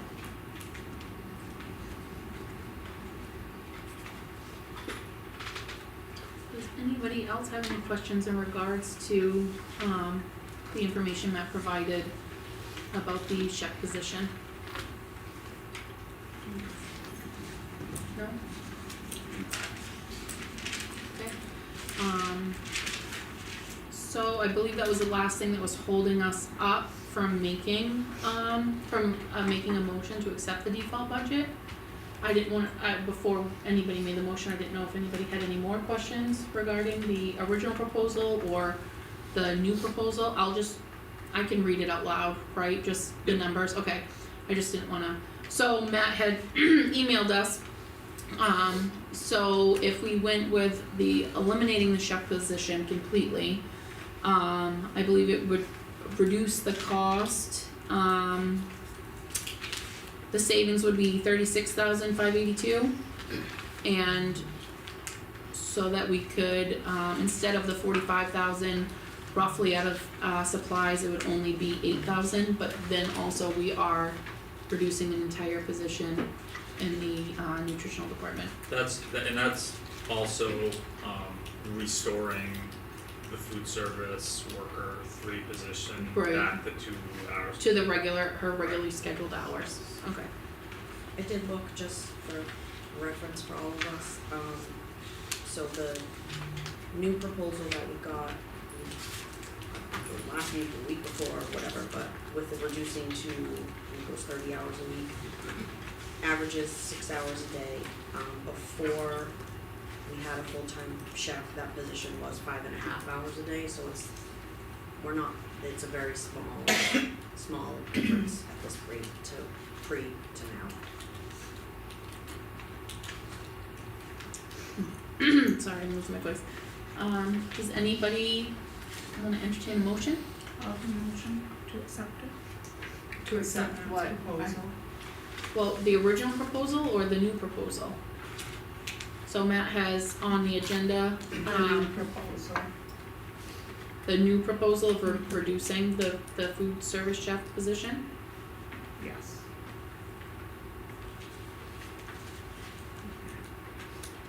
Do I have a- I made exactly the motion verbiage that you want. And can you shoot it on the thing? there isn't one on there, you'll have to come up with your own motion. Well, I'll withdraw my motion and I'll wait, cause I don't know exactly how to word that, so Okay. let's see if So- someone else wants to. Yeah, I mean, I think it's a motion to accept the default budget proposal with the food service restructure. Okay, then I will. Okay, Okay. alright. Do I have a second? I'll second. Okay, anybody want discussion? I think if we do that, we would still need to hire someone else. For, I For think Maria's food service. proposing to reduce the chef, correct? I'm accepting what Matt has given us to. In this email or what was Yeah. presented? Okay, so That's eliminating the chef's position correct, completely. which right now in the proposed budget, we have at 6 hours a day for that position. And based on, I mean, I can share these across the board, but I literally went back 7 years and pulled all of them. And the amount of hours per day that we have in the kitchen with the amount of students that we're servicing without that 6 hours a day, whomever fills that 6 hours, I'm just saying without that 6 hours, I don't think that it makes sense. We've had 6 people in that kitchen for 1, 2, 3, 4, not counting the director, 5 years. Our enrollment has declined from 7 years ago to now 25%, but we've already taken about a 14% decrease in staffing in the cafeteria. I mean, I don't work in the cafeteria, but based on the number of kids and what we've been functioning at, if we were to get rid of that position, I think we would still need to have another person working in the kitchen. I don't Is think that's Matt sustainable. proposing that? I'm Just to propose to reduce the supplies, is that what it was for? To take it out? Well, at the and we last have to meeting, go you out? asked him to give you information to show what the money would be like if you cut the chef's position. That way you didn't have to take it from, so in the email, Do you think, Do you have the Lacey, email? my quick question is though, do you think that it's best right now where we've got that will be vacant position of the director and that's gonna put a bigger strain, do you think really that it's, I mean, the board, do you think we really should be cutting that completely? Cause if you think we should hold on it, I'm willing, but if you think we should go with the other presentation that he gave to us to reduce the hours and then you'll be able to increase the 3.5 to 5 or 6, I'm fine with that too, so either way, whatever the board wants to do. so I believe his proposal to cut so the budget that workers' hours were cut anyway. And then we became in a default budget, and Matt correct me if I'm wrong, but in the default budget to kind of create that money, Matt proposed to cut the chef's position 7 hours to save a chunk of money, that 13,000 and some change. So, but that's not with adding the extra hours back to that original serving position. So whatever the board thinks, and I can withdraw if I need Yeah, to and to go be with clear, the first we're- proposal. Yeah, I We're was not gonna say, can we- recommending, What's the best one? clarification on we're certain not things. recommending to cut the chef's Okay. position. I was just providing that information Okay. to the board.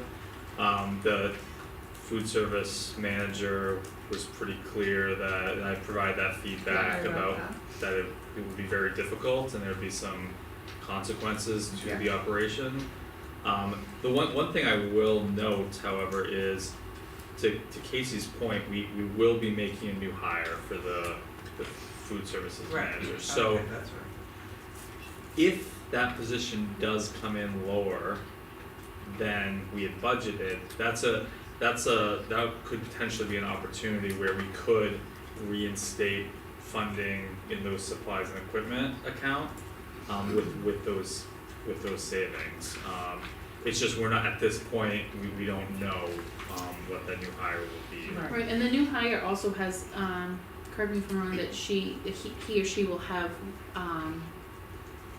an idea, like maybe next year of, maybe we don't need a chef, but we do need a server, we do need a cook. I'm not sure, excuse me, of every role that's required in the kitchen, but, maybe that's it. I know we've heard previously from people that there never was a chef up until, I think, 6 years, that position, so maybe the new person, maybe there's some restructuring that goes on. So we always lean on our food services manager to recommend the most optimal staffing. So yes, the individual who will take that role will certainly have input into, and we would be looking to make recommendations on staffing. Obviously, there's been a lot of discussion, so that's something we'll certainly look at carefully next year when we're budgeting. So I can withdraw if You wanna withdraw your motion? Yeah. Okay. Maria withdrew her motion. Does anybody have, another motion? Is it to accept the original The original proposal? Yes, That's your new my motion? yeah. Okay. Maria made a motion to accept the original, fiscal year 27 Seabrook default budget. Would anybody like to second that? I'll second it for discussion. What was the original motion? I have the new one in front of me, but I can't remember. So this is the original, the one that you have in front of you. The reduce the halftime technology assistant, reduce maintenance Right, but those are mechanic. vacant that we weren't gonna fill. Right, Yeah, so that was the original proposal and the to create the, 1388 reduce the food Yeah. service chef. yeah, and then the 45 on the okay. supplies. Yeah, that was the original proposal for the default. Okay, that's what I have. I'm Okay. Just Yeah, no, too much And we can revisit it. discussion. yeah, so, Absolutely. so Maria made a motion, Jen seconded the motion, all in favor? Aye. Aye. Unanimous? Yes. Thank you, Denise. Excuse me. Next on the board, so, Maria, I added this for you. Yes. To talk about the survey. It was actually already on there, cause we talked Oh, about we it at did the talk last about meeting. this, yeah, thank you. So I don't get the credit for that. No, Okay. no, we're taking it Okay. back, we're taking it back. I'm always So, the one adding things, Do you so. wanna talk briefly, Tanya? Shay? I can give a high level, but Okay. we had talked at our last meeting that at the SAU level, we were looking for a third party to conduct SAU-wide climate and culture survey. This group demonstrated success, has done a lot of work with the state of New Hampshire. They're a vendor we're familiar with, they've given us a very good price, and Shay was able to get from them some samples of the kinds of questions that could be on a climate and culture survey, so. Yes, so exactly, so demonstrated success, they've partnered with the New Hampshire Department Dan's of gonna Education. load it up for them, but it is in board docs. as well. Okay, for a long time. So, there are some slides in board docs. And, the first slide, basically, there, next. So it's a survey, and the second slide. Oh, I got it. So this is what the survey will tell us. It's gonna, ask questions in these categories: climate, belonging and inclusion, teaching, learning and support, structure, systems and scheduling, voice, reflection and continuous improvement, and engagement and partnership. That's overall. And our plan is to send this survey out to parents, to staff, and to students who get parent permission across the SAU. We will follow state guidelines for that, and there's a mechanism to get parent permission first. Once we receive the permission, we can send the survey out to students. Because of that, and because of the wordiness of the survey, grades 3 through 12. And we're doing this SAU-wide, And the cost is, pretty reasonable, it's about $2,400 for SAU wide, so Seabrook's portion is a lot lower than that. So what I did was, we don't have the survey yet, but I went to a presentation and I did some screen grabs for you. These give you sample questions of the types of things that they will be asking. So around the environment, my school looks good and is well maintained. This is from the student perspective. We have enough space in my school for daily activities. We have enough space and equipment in my school for after-school activities. I like my school. My classroom is clean and organized. There's a lot of student work on the walls in my school. Again, it's a sampling. And we have the option of tailoring some of the questions. We can take some out, we can add some in. Safety, I feel safe at school. I feel safe going to and from school. Students at my school are nice to me. My school has clear rules for how students should behave. In my school, there are clear rules against insults and teasing. In my school, there are clear rules against physically hurting other people.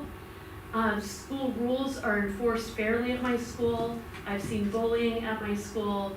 I worry about being teased or made fun of by other students on social media or texting. I've seen or heard students at my school threaten to hurt other students. And again, it's a sampling. Relationships. Teachers in my school respect differences in students. Students respect other students' differences. Students treat adults in my school with respect. I help a classmate if I see he or she is unhappy.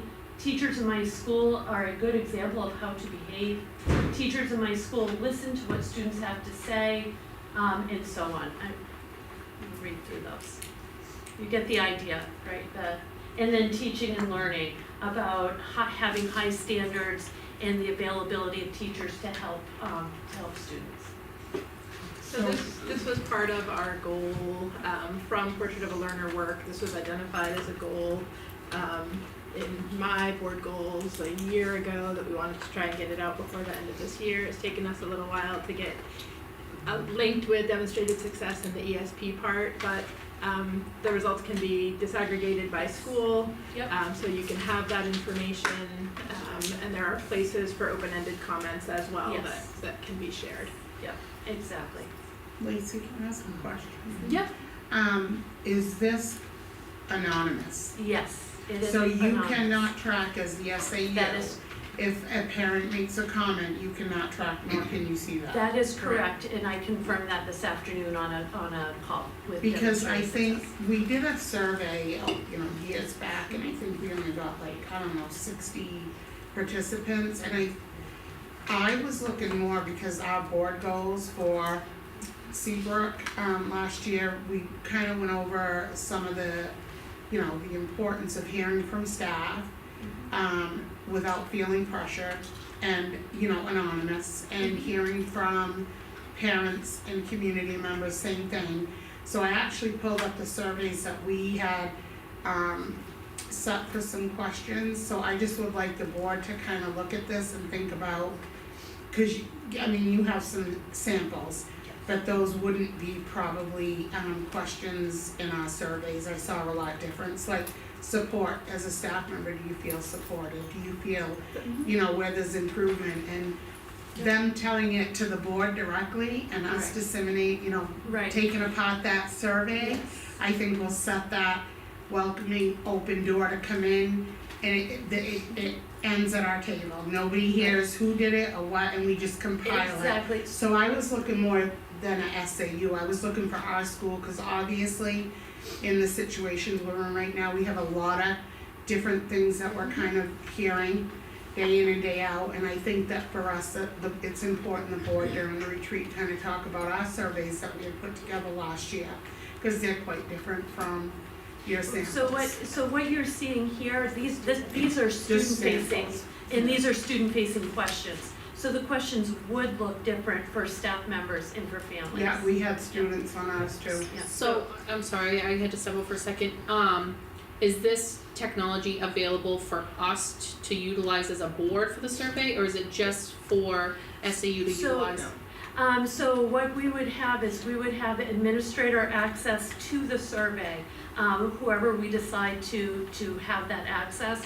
And you'd be able to log in, you would be able to see for your district, whether the survey, how many parents answered it and disaggregate it for the parents. How many staff members answered it and disaggregate it for the staff members. And same thing for the So, yes, students. You wouldn't be able to see which staff members, which parents, and No, which and I- students. no. The intent would be to do it SAU-wide and make those results public. I wouldn't Yes. recommend that we do the same survey twice, but if Seabrook doesn't wanna participate with the questions No. that are being asked to the rest of the SAU, then you can do your own. Yeah, I think and we can Lacey's customize it for question, that. was whether or not, so instead of, you said an administrator to administrator, could it be the board that actually deciphers through and siphons through that? Yeah, she So meant, our own. what she's Yes. trying to say is a designated administrator for the site, so. Right, not necessarily a school administrator, but an administrator for the site and for the Like our survey. chair. Yes. Could be, Mm. yeah, could, yep. Which, can I make a motion to designate, Lacey, our chairperson, as the point, what am I trying to say, the point person on any, point person contact on any, with any information with the lawyers and, or whomever, like they appointed me at the time. You want, I thought that was a part of the chair's role. I know, we should do it though, Lacey, cause she's right, just have that on record so that nobody can say any different, like we appointed Michelle the year before it was Yeah, Kelly. I don't know what I'm Let's trying do to it say. for you right now. Okay, so you wanna make a motion Yeah, to I'll appoint me second for that. legal? I didn't even think of that. Thank you, Michelle. Yeah, appoint you as the point Legal person to contact. go to for the Okay. board if, Been doing it anyway. Second, Right. yeah, that's Okay. okay. but I figured we'd have a Thank you. motion. Alright, Do you wanna put that motion into just as the point, the contact for legal? Yeah. do you, I'll second if, yours. if we're talking about surveys, if we do create a survey, and do you want me as a point person for a survey as well? I mean, I know Maria's brought up the survey a bunch of times, but I know what you're saying is you're gonna do an SIU-wide survey, and then we could get our district's answers. That's not what I was gonna say. Oh, I'm sorry, no, I thought that's how you explained it earlier. I did, but Okay. and what I was saying is if the board wants to do its own, it doesn't make sense for us to do two, because that's gonna be, it's gonna decrease participation from families. So if the board wants to do its own, separate from the SAU, you can certainly do that. I would recommend that you review, we'll be able to share with you, we thought we were gonna have it before today. Right. A PDF of all of the questions for students, staff, and families. I would suggest that you review that before you make a final determination. That's, yeah. That's- Whether you that's want to fair. do it. Yeah, that's fine on the survey, Yeah. I was just making a motion to make Yeah. Lacey the designee. I just figured while we were at it, but no, that makes For- perfect sense. So we For finished that legal. vote with Lacey. Oh, yep, finish the vote, Michelle made the motion, Maria seconded, all in favor? Aye. Aye, unanimous, thank you Denise, And we sorry can go about over the survey questions maybe at the next meeting. I can have that for you. that. Okay, And I can have a link to, so you can see what the product looks like once the survey has been completed. The different graphics and organization that's the product is capable of doing. perfect, That's thank you. awesome. Thank you. Thank you so much. You're welcome. Okay, I think that answers a lot of questions Yeah. about that. And then, we also had a request, to go over the, ELHB policy review. Maria, you Yes. requested that? I just, the reason being is that, finding the new information out that the State Board of Education can subpoena people. And with the timeline, and I'm gonna say it right out, and the way that this occurred, I have concerns. The part of the policy that really concerns me is that if there is a problem or a subpoena or if there's something coming up, the board has to go through the superintendent and the superintendent handles that. Unfortunately, and not pointing fingers, I think the board needs to be more responsible themselves when things come in as a board and then go to the superintendent, if we need further guidance or legal. I feel uncomfortable with that we would expect someone else to go to our legal to get advice on how to handle or not handle a situation. So in this district anyways, I feel it's important that the board goes through with legal. And then if we need to go to the superintendent, okay, do we need to go? How does this work? That's different, but when I'm reading that it goes to the superintendent, she speaks to legal, or he, or whoever it is, Matt, whoever at the time. They speak and then we find out, and there's been a lot of surprises, nothing for nothing, and I think I voted for that policy. It was, Mary Toomey was here that night covering for the superintendent. We had kind of a lot of things going on, and I missed that piece of it. So as I voted to accept that, I just wanna vote to reconsider my vote for that policy to be in effect right now. And like I said, I'm citing timing, concerns, and what we're going through right now as a little bit worrisome. Okay. Meredith, go ahead. Just a clarification, so this policy is for subpoenas involving students, officials, employees, or records. In the 5 years that I've been here, I've received, or not even, one subpoena across the SAU. It wasn't for me, it was for a staff member who was called to testify in a matter.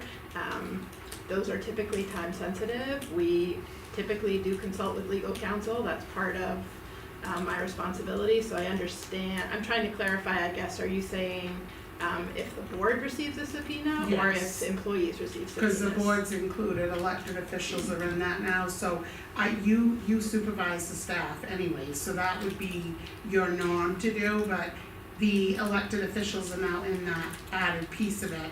And I just, that to me is worrisome, because the people in this town and the voters surely probably expect now more than ever that the board is hearing and speaking and knowing and kind of then going to our attorney for any advice that we need at this point. And I'm just saying that's concerning. I don't think that the school board should be overseen or given the SAU 21 that extra duty to oversee our board when things come up. We should be dealing with it and we should be handling legal. So that's the new piece. information to me, because I didn't think it pertained to boards, and I know. even if it did, this doesn't make us give over control to SAU, it's more of a notification process. It wouldn't, and these are legal documents, these are subpoenas, so to me, these are serious things, and I don't see anywhere in this policy where the superintendent would have any power She would be any the power. first, she would be the one that's, okay. Well, the chair would be the first. Well, Whoever gets subpoenaed is the first. Then it'd probably go to the chair.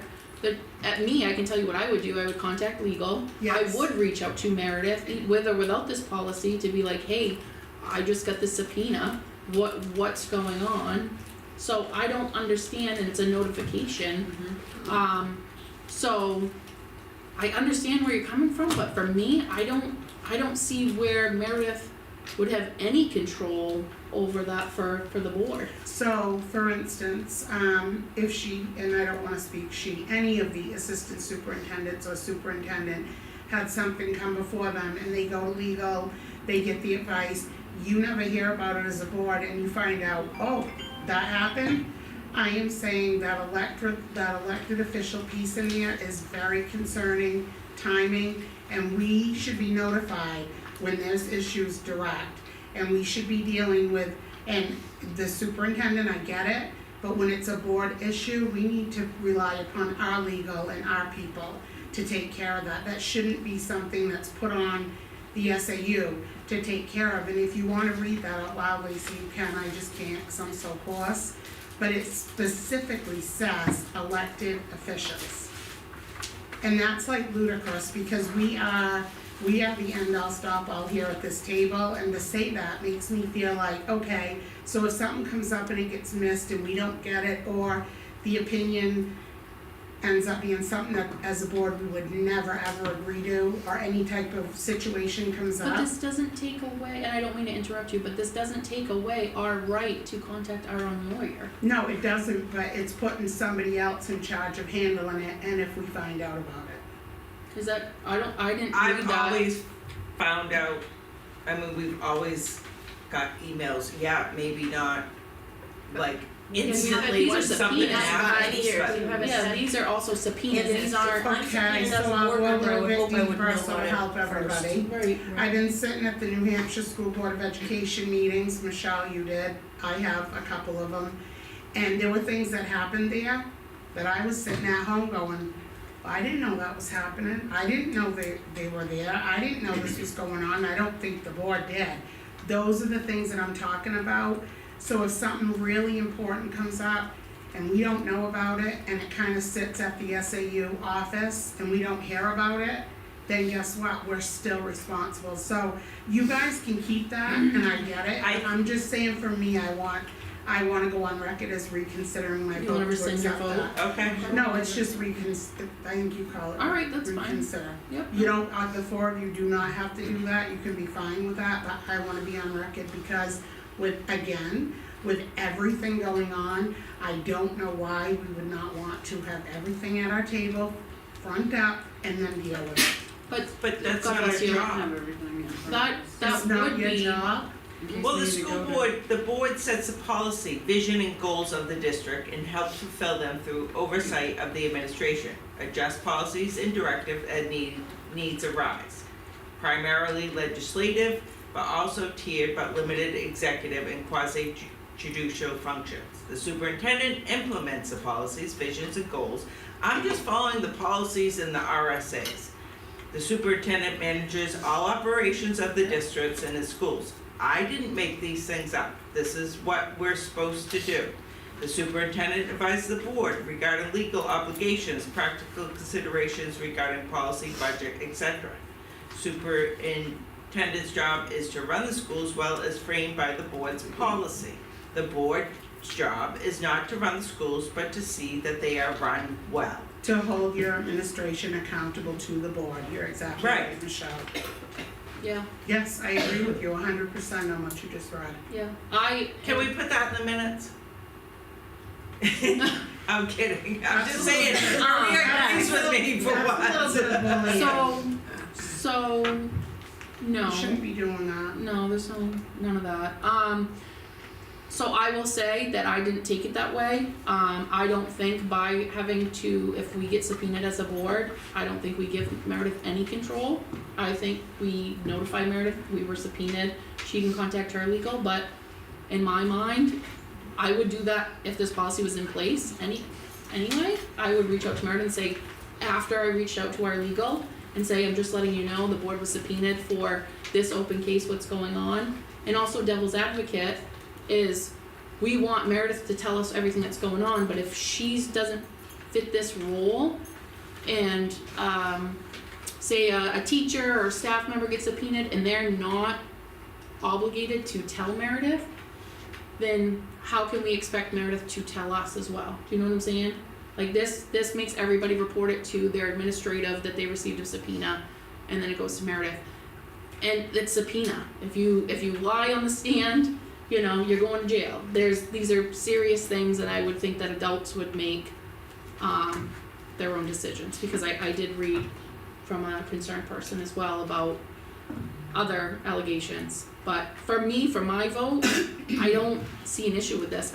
Meredith has no control over that. It's a notification to me, as far as this board goes, to notify Meredith. She doesn't have control over the board subpoena and talking to our own lawyer. So if she goes to our lawyer and speak to us about us for a situation we've had or have or will have, she doesn't have to, that's a third party thing. So instead of our lawyer talking to us, we discuss it, we know what the ramification is, we know what we need to do. We would rather have the superintendent speak to our attorneys. That's not, and then this feed that to us. doesn't. It says right on there for lawyer, for legal. She can contact her legal, but it doesn't say anything that we cannot contact our legal about our subpoena. Yeah, just Am I correct? But, yes, I'm not arguing you, I don't have legal, we have legal for the district. Right. Yeah. Right. Meaning, I meant you as as SAU. So, okay. But yeah, that's just the way I read it, so. You want, I Lacey, closed she wanna public ask. comment. well, I know, but Yeah. if she needs to speak, could we open it? I know, I just don't want it to turn into last, Well, week's I know, meeting. but we've let other people do it. No, I just, She only I wants- just need clarified, that's all. What? Public comment, you're gonna open it? Who wants to open public comment? We can open it for, I don't know, you wanna say 10 minutes, 5 I'm minutes? with you, Lace, I feel like maybe she could just email you and clarify. I don't like to say no to the public, but I also do really want to say that public comment needs to happen in public comment because this could go back and forth. No, I know, it just has something to do with like, with this, cause I just wanted to ask a question because of something going on, like I just need clarification. That's all, with the whole, who does what, and that's all, I just need clarification, I need literally a minute. 3 minutes. Okay, who wants to make that motion to open public comment for 5 minutes? It'd be up to you, I think, Liz, cause you're the chair. I know, but, I mean, if you wanna say 5 minutes, it's 5 minutes. I really don't wanna set a precedence, but I also don't wanna stop anybody from speaking, so. Alright, Leah, you have a minute. I'm opening public comment at 6:25. And just for the record, this is the last time that I will ever open public comment outside of public comment, just, I okay? appreciate you. Alright, thank you. Leah, just introduce yourself, please, just Leah for the Brown. record. So if somebody appeals something to this after it's denied at the board level, and they go to the State Board of Education for a hearing, is the board itself supposed to be there for the hearing, or is it the superintendent? That's a good question. I The believe, board was represented by council. yeah, it's usually by And- our Because council. they're appealing the chair. board's decision. But should And the the- board be aware of it, I think that's the question. That's why I just Because you chose your council to clarification, I'm not- represent you, Right. So it would be Well, the, let me see. our council and, but it's and not our, relevant to this policy. right, I just, when you bring that up, cause I'm not trying to start an argument, nothing, I swear this time, I'm just asking for clarification, cause I'm in the middle of a hearing with the State Board of Education cause I appealed, right. Yep. I'm stumbling over my words now. No, I But know what you're saying. I didn't know if you guys knew, and then, but when I went, the superintendent was there with her legal, and they were asking about the legal wasn't there, I apologize. But then they were asking about where the board was, so I was confused, so I didn't know Okay. who was actually supposed to be there, that's all I needed clarification No, and thank you for for. sharing that because I'll clarify that with our legal today. Okay. Tonight, we have a meeting with him after this. Alright, thank you so much, Leah. I really appreciate you Yeah, opening that no for me. problem. Thank you. So I'm gonna close public comment, and I don't mean to sound rude, I just really wanna get through the meeting, cause we No, have so much. I understand. Okay, thank you. Thank you. Okay, so would anybody, like to change their vote other than Maria? No, mine's just a, vote to, reconsider, and if there's no second, it just goes on record Okay. as that. Alright, so that's your motion Yes, to reconsider? to Okay. reconsider Do I have a EHLB. Okay, thank you. Do I have a second to Maria's motion?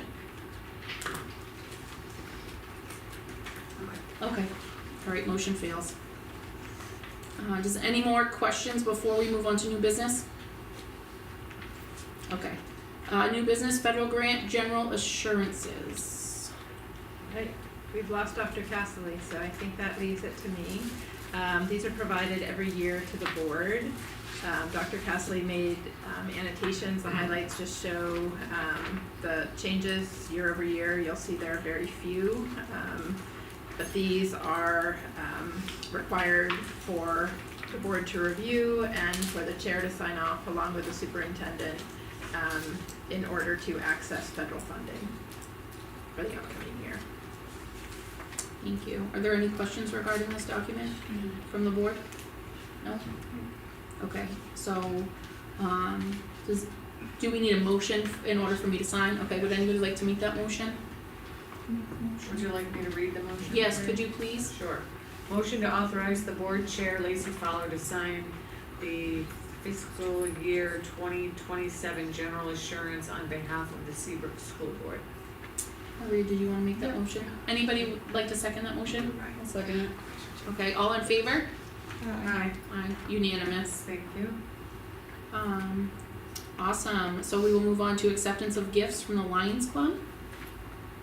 Motion to accept that.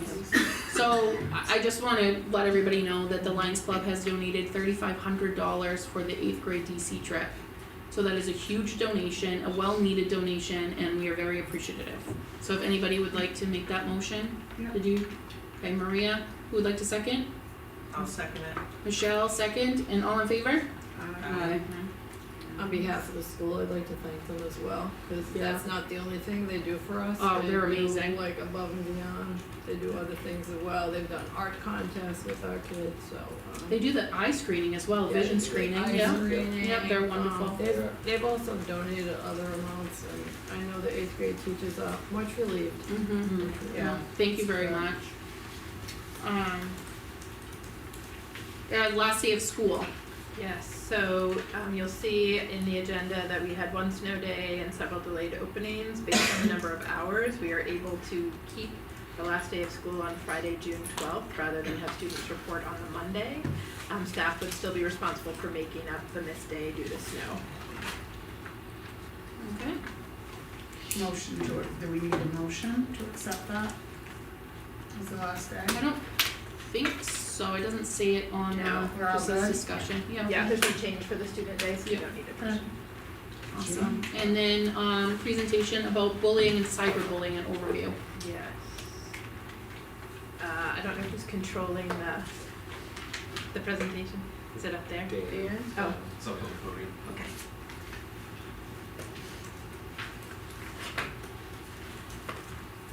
Alright, we'll tag team, so I'll pass the remote after.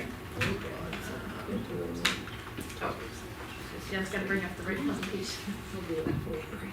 Can you not do that? Alright. So just briefly, I won't read this whole thing to you, but New Hampshire has a bullying and cyberbullying law. And the legislative intent behind that, when it was put into effect, was to protect children from physical, emotional, and psychological violence by addressing bullying and cyberbullying in public schools. You have a policy related to bullying and cyberbullying, policy JICK, that defines bullying based on the RSA, New Hampshire's RSA. So bullying is a single incident or pattern of incidents. Can include written, verbal, or electronic communication, physical acts or gestures, or any combination thereof, which physically harm a pupil or damage the pupil's property, cause emotional distress to a pupil, interfere with the pupil's educational opportunities, create a hostile educational environment, or substantially disrupt the orderly operation of the school.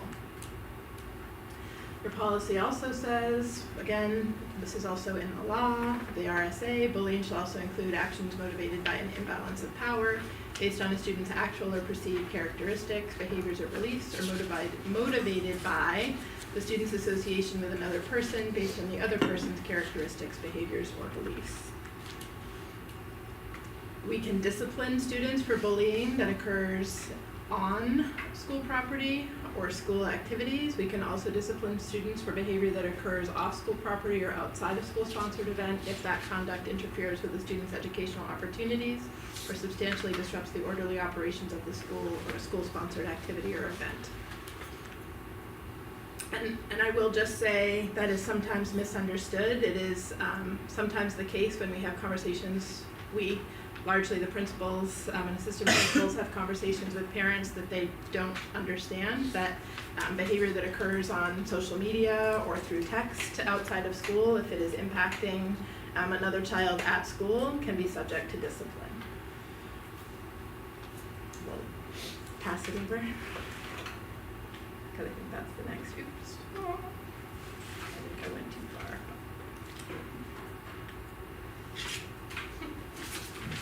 Can't go wrong. Great. Very touch sensitive, there we go. So, we'll turn it over to whichever one of you wants to talk about the investigation process. tag team. You're gonna draw straws? Tim, you're it. Yeah, we planned this out last week, but we haven't reconnected Yeah, I don't since. think we knew this was last slide, so. So when we get a report, we commence an investigation, and then we have to create a plan to protect students, so there isn't any retaliation, so in the event it is warranted and there is a bullying issue, the first thing we say to the student and to the family of the student is there should not be any retaliation after the fact. If there is retaliation, then there'll be other consequences applied in the event that they make that poor choice. And then it could be construed as a legal demonstration of harassment related to a class as set forth in your board policy. We talk to the staff members charged with handling discrimination or harassment at the SAU level. And then we begin our investigation, and then we conduct a safe school violation. Sometimes we have to pull Keith into the situation depending on how egregious it is and depending on the age of the child and consult with him in terms of our next steps or his next step.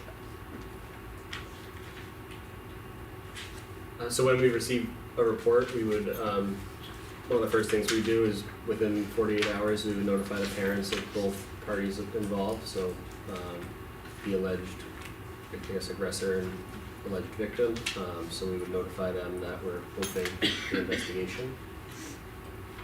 When we notify the parent, if we're going to interview the student, they have the right to be there. And if they choose not to be there, we have in past practice read the questions that we're gonna ask their child to them over the phone. Some parents said, no, I have to work, or no, I don't need to be there. I trust the process, so then we'll read the questions that we're gonna ask their child. We always have two people in the room when we do that, one person asking the question, the other person taking the notes.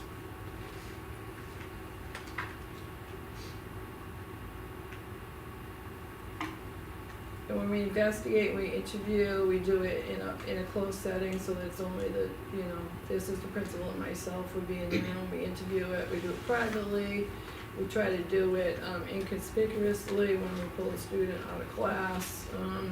What we always do is we read back the notes that we've taken to them to make sure we're clear and we didn't leave anything out or we didn't misconstrue their words. So we'll say, this is what we heard you say, and then we'll repeat back to them. Is there anything you'd like to add to that?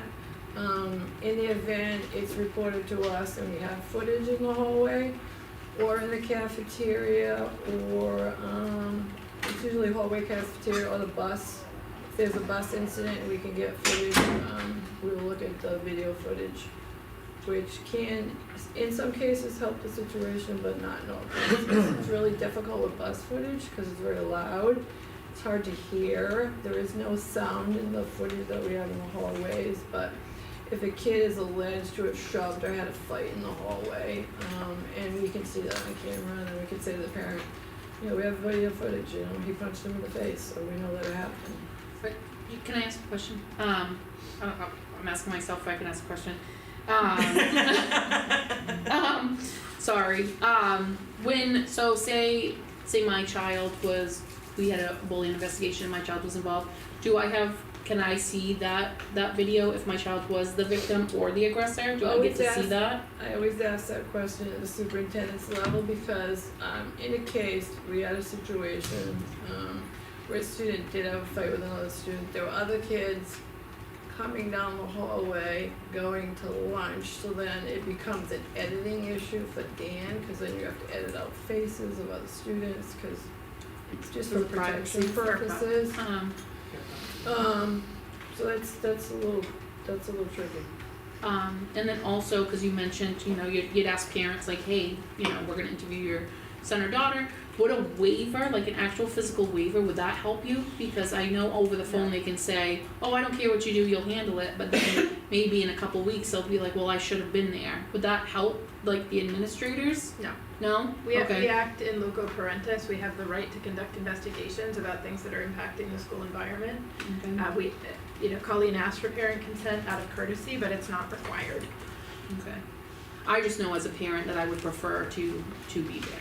Yeah, I would that's actually a probably choice that demand to be there. That's a choice that we give them. And then we're clear when we give them that choice that they are not to intervene, interject, or paraphrase for their student, like we want it to be clean. And then if it's a cyberbullying case, and I will tell you that most of our issues are cyberbullying. It's kids on Snapchat, kids on TikTok, kids on Discord, that will ask if the parent has a copy of the text, or the problem with Snapchat is it goes away unless you. So some kids have been smart enough to screenshot it, take a picture. We ask them that they bring copies in so that we can see it and determine if in fact it rises to the level of cyberbullying, or if it is kids just being mean, not nice to each other. Right. Now, you said you bring in Keith as well if it gets to that level where you feel okay.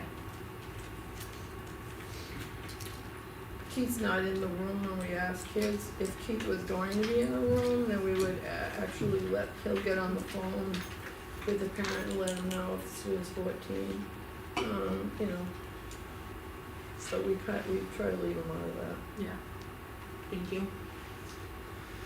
And so just some factors to consider as we're doing an investigation.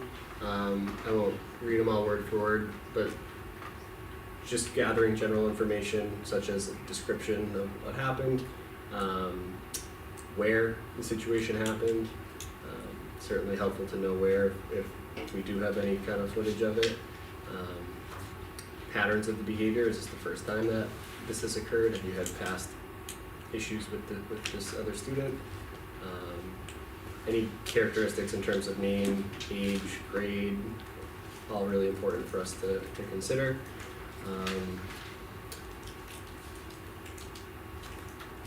And yeah, I think And that all this sums up comes, most of that. yeah, and all of this as well is included in your policy. Any questions about that process? And then just some data for the last couple of years we've had at Seabrook Elementary. We had 2 instances investigated and 0 substantiated.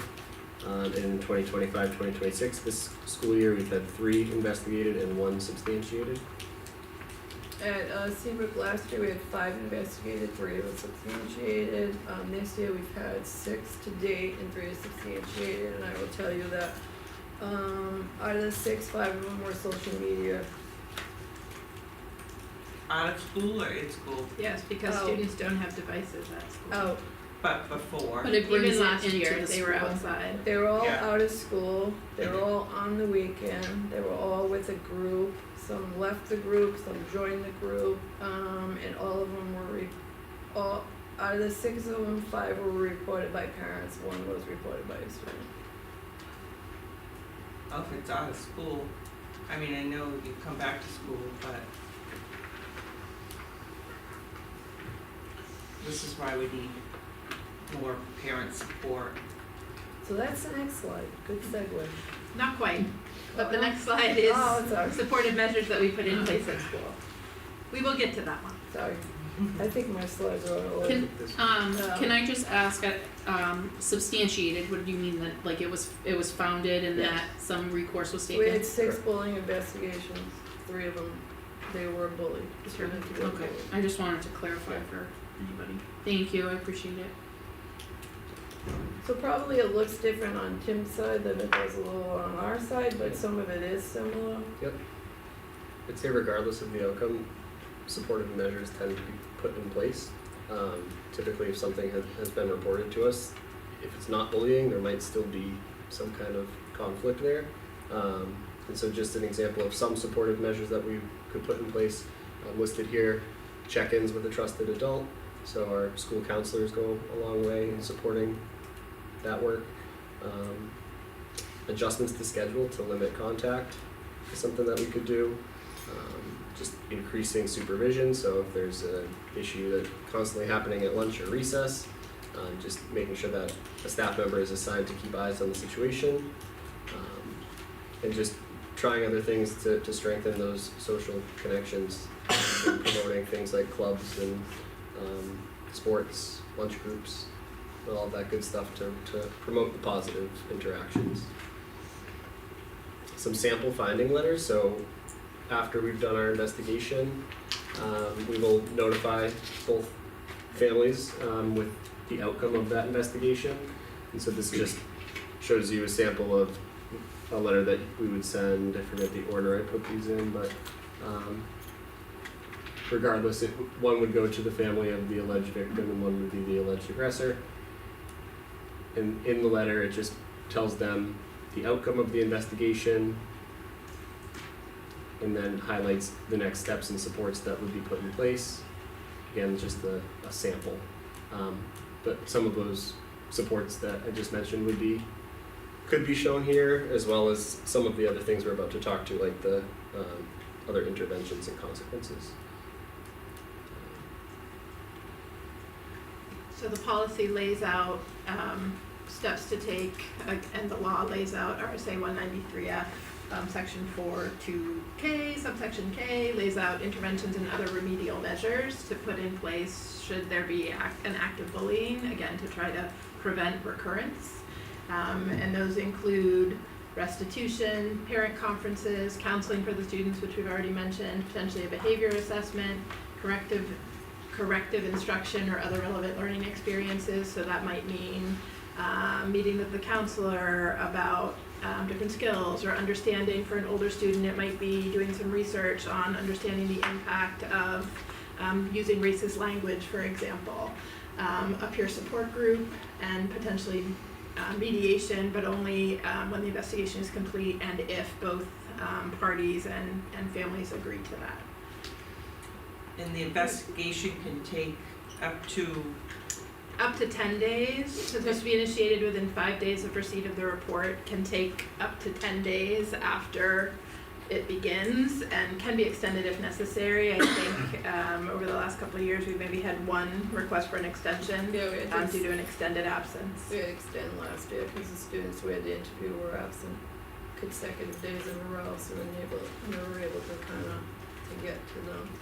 Also, I can tell you that I know that I watched Josh mediate this year. He mediated with 2 students, and like superintendent says, it's only if they're willing.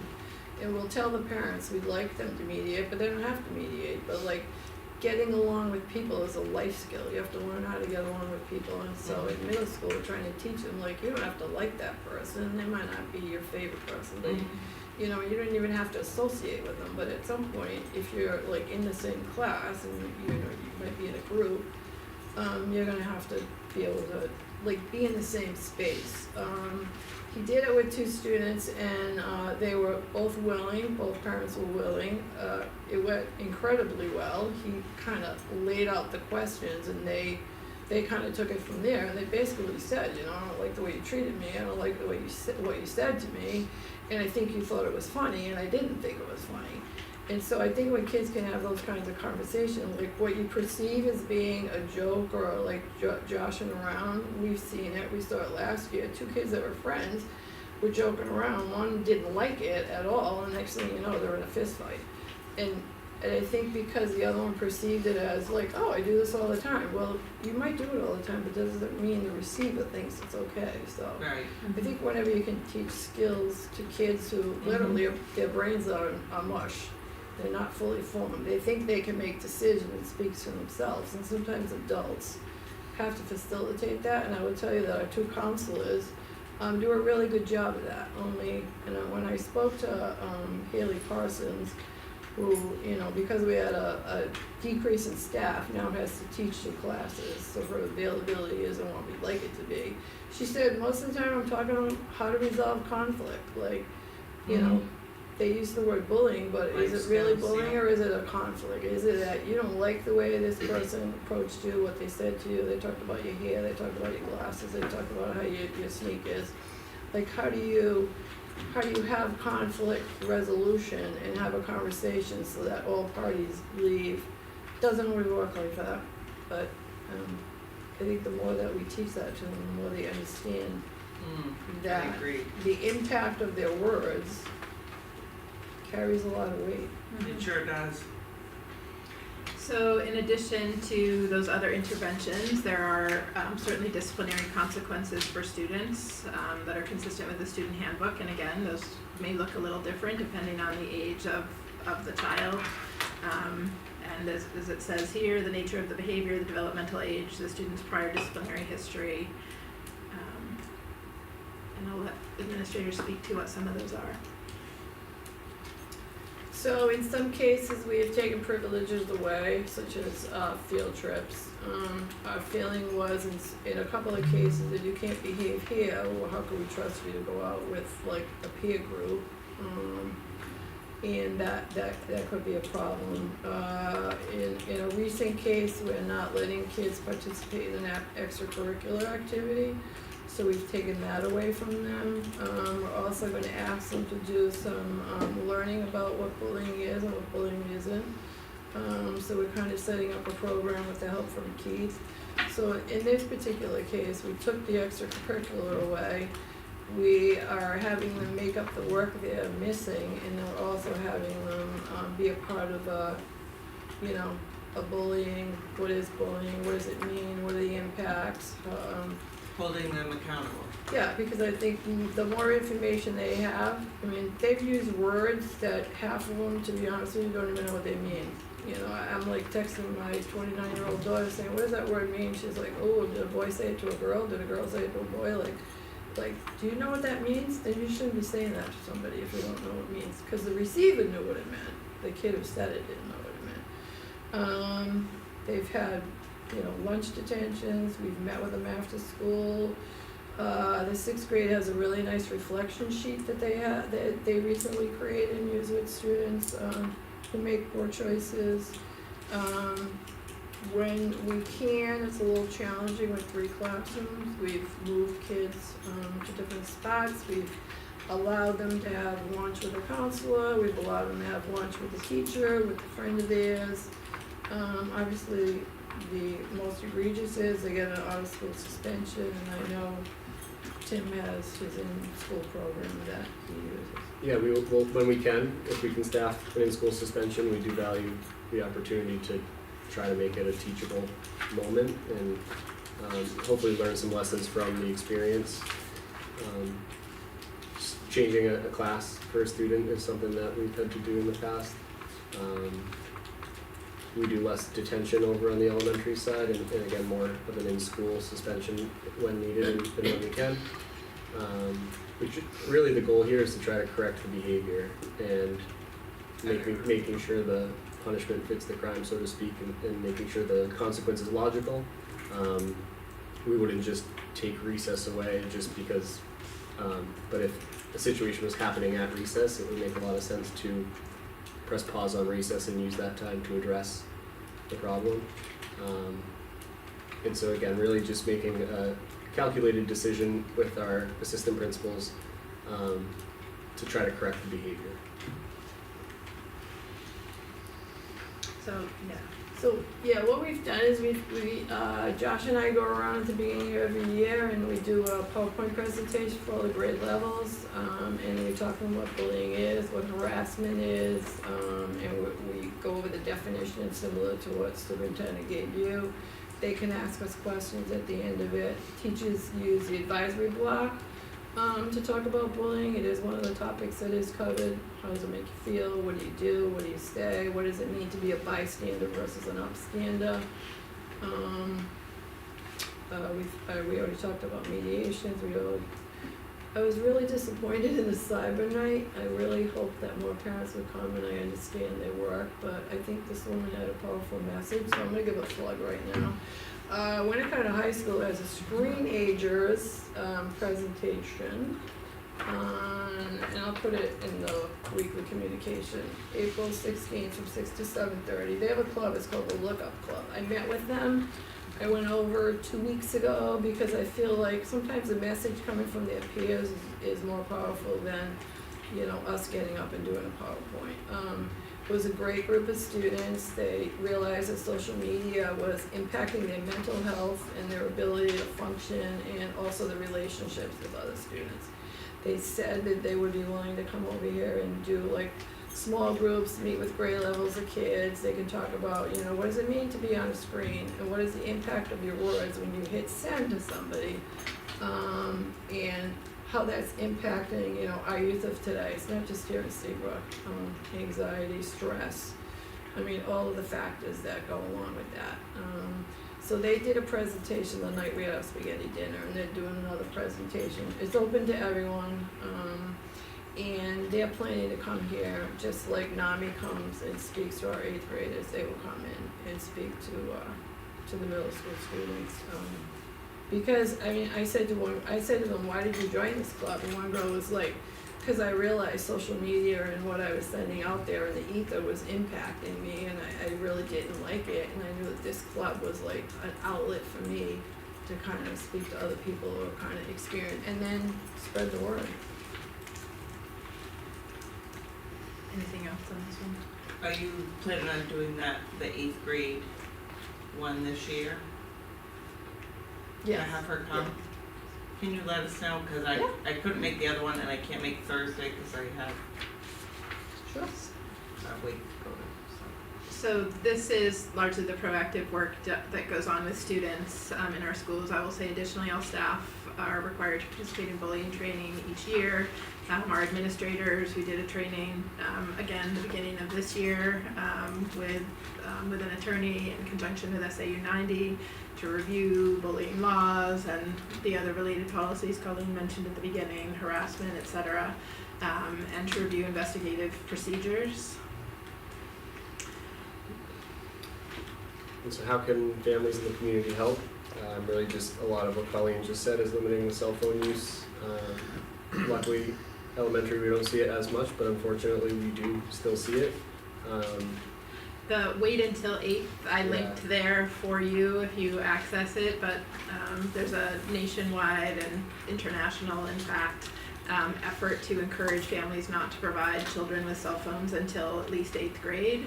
Developmentally, they are not able to make good decisions prior to that, and we've seen it with students as young as 3rd grade, with dealing with in-school reports of behavior that is occurring outside of school on devices. These last 2 bullets come from the stopbullying.gov website, but solutions to bullying aren't simple. Bullying prevention approaches that show the most promise confront the problem from many angles, and I think you heard from both administrators that's what they're trying to do. They involve the entire school community, students, families, administrators, teachers, and staff, and creating a culture of respect. Zero tolerance and expulsion are not effective approaches. Again, also from that website, studies have also shown that adults can help prevent bullying by talking to children about bullying, encouraging them to do things that they love, modeling kindness and respect, and seeking help. And I would say that the staff here do a great job the minute they, student voices concern, which is, more of it, I said, came from the parents and the students, they'll immediately send them to the office to speak with us. And then we have a conversation on what it is and what it isn't. They do a lot of work around that. So we recognize this is our role in taking care of these situations, but I also observe it does take a lot of our administrators' time. And just last week there was a bill that passed in Massachusetts at the House level related to social media that I encourage people to look at. I found it very fascinating because of the age verification requirements. That's something that doesn't always get enforced. And so there's an age verification for you to drive a car, right? Age verification for social media is there, but again, it's not always being enforced. Mm-hmm. And so because it's not always being enforced, we're dealing with those issues in a way that it takes away from a lot of other great things that we could be doing. And so that I'd say is the biggest thing is making sure your students are, or your children are not on social media if they do not meet that age verification. And when Katie Greer came and spoke to the students, she pulled up all the websites our kids, in a 3-minute search, she pulled up the websites our kids had been on, and she asked them, are any of you 14 years or older, when she met with 5th and 6th grade? And obviously they're not. She said you should not be on that website if you're not. And we'll usually, Josh and I will usually say, does your mother know you're on Snapchat? Oh yeah, she knows. as a parent of two girls who had their phones connected to their hands, like my husband monitored their social media. That was his job. And let me tell you, we had a lot of discussions about it, so it happens everywhere. Is it okay? No, it's not okay. It does, and it can be so scary, and they have no idea how scary it is. And not just obviously bullying, but like even outside of the talking about bullying, how scary the internet can be. And you know, you get sucked to the rabbit hole, you know.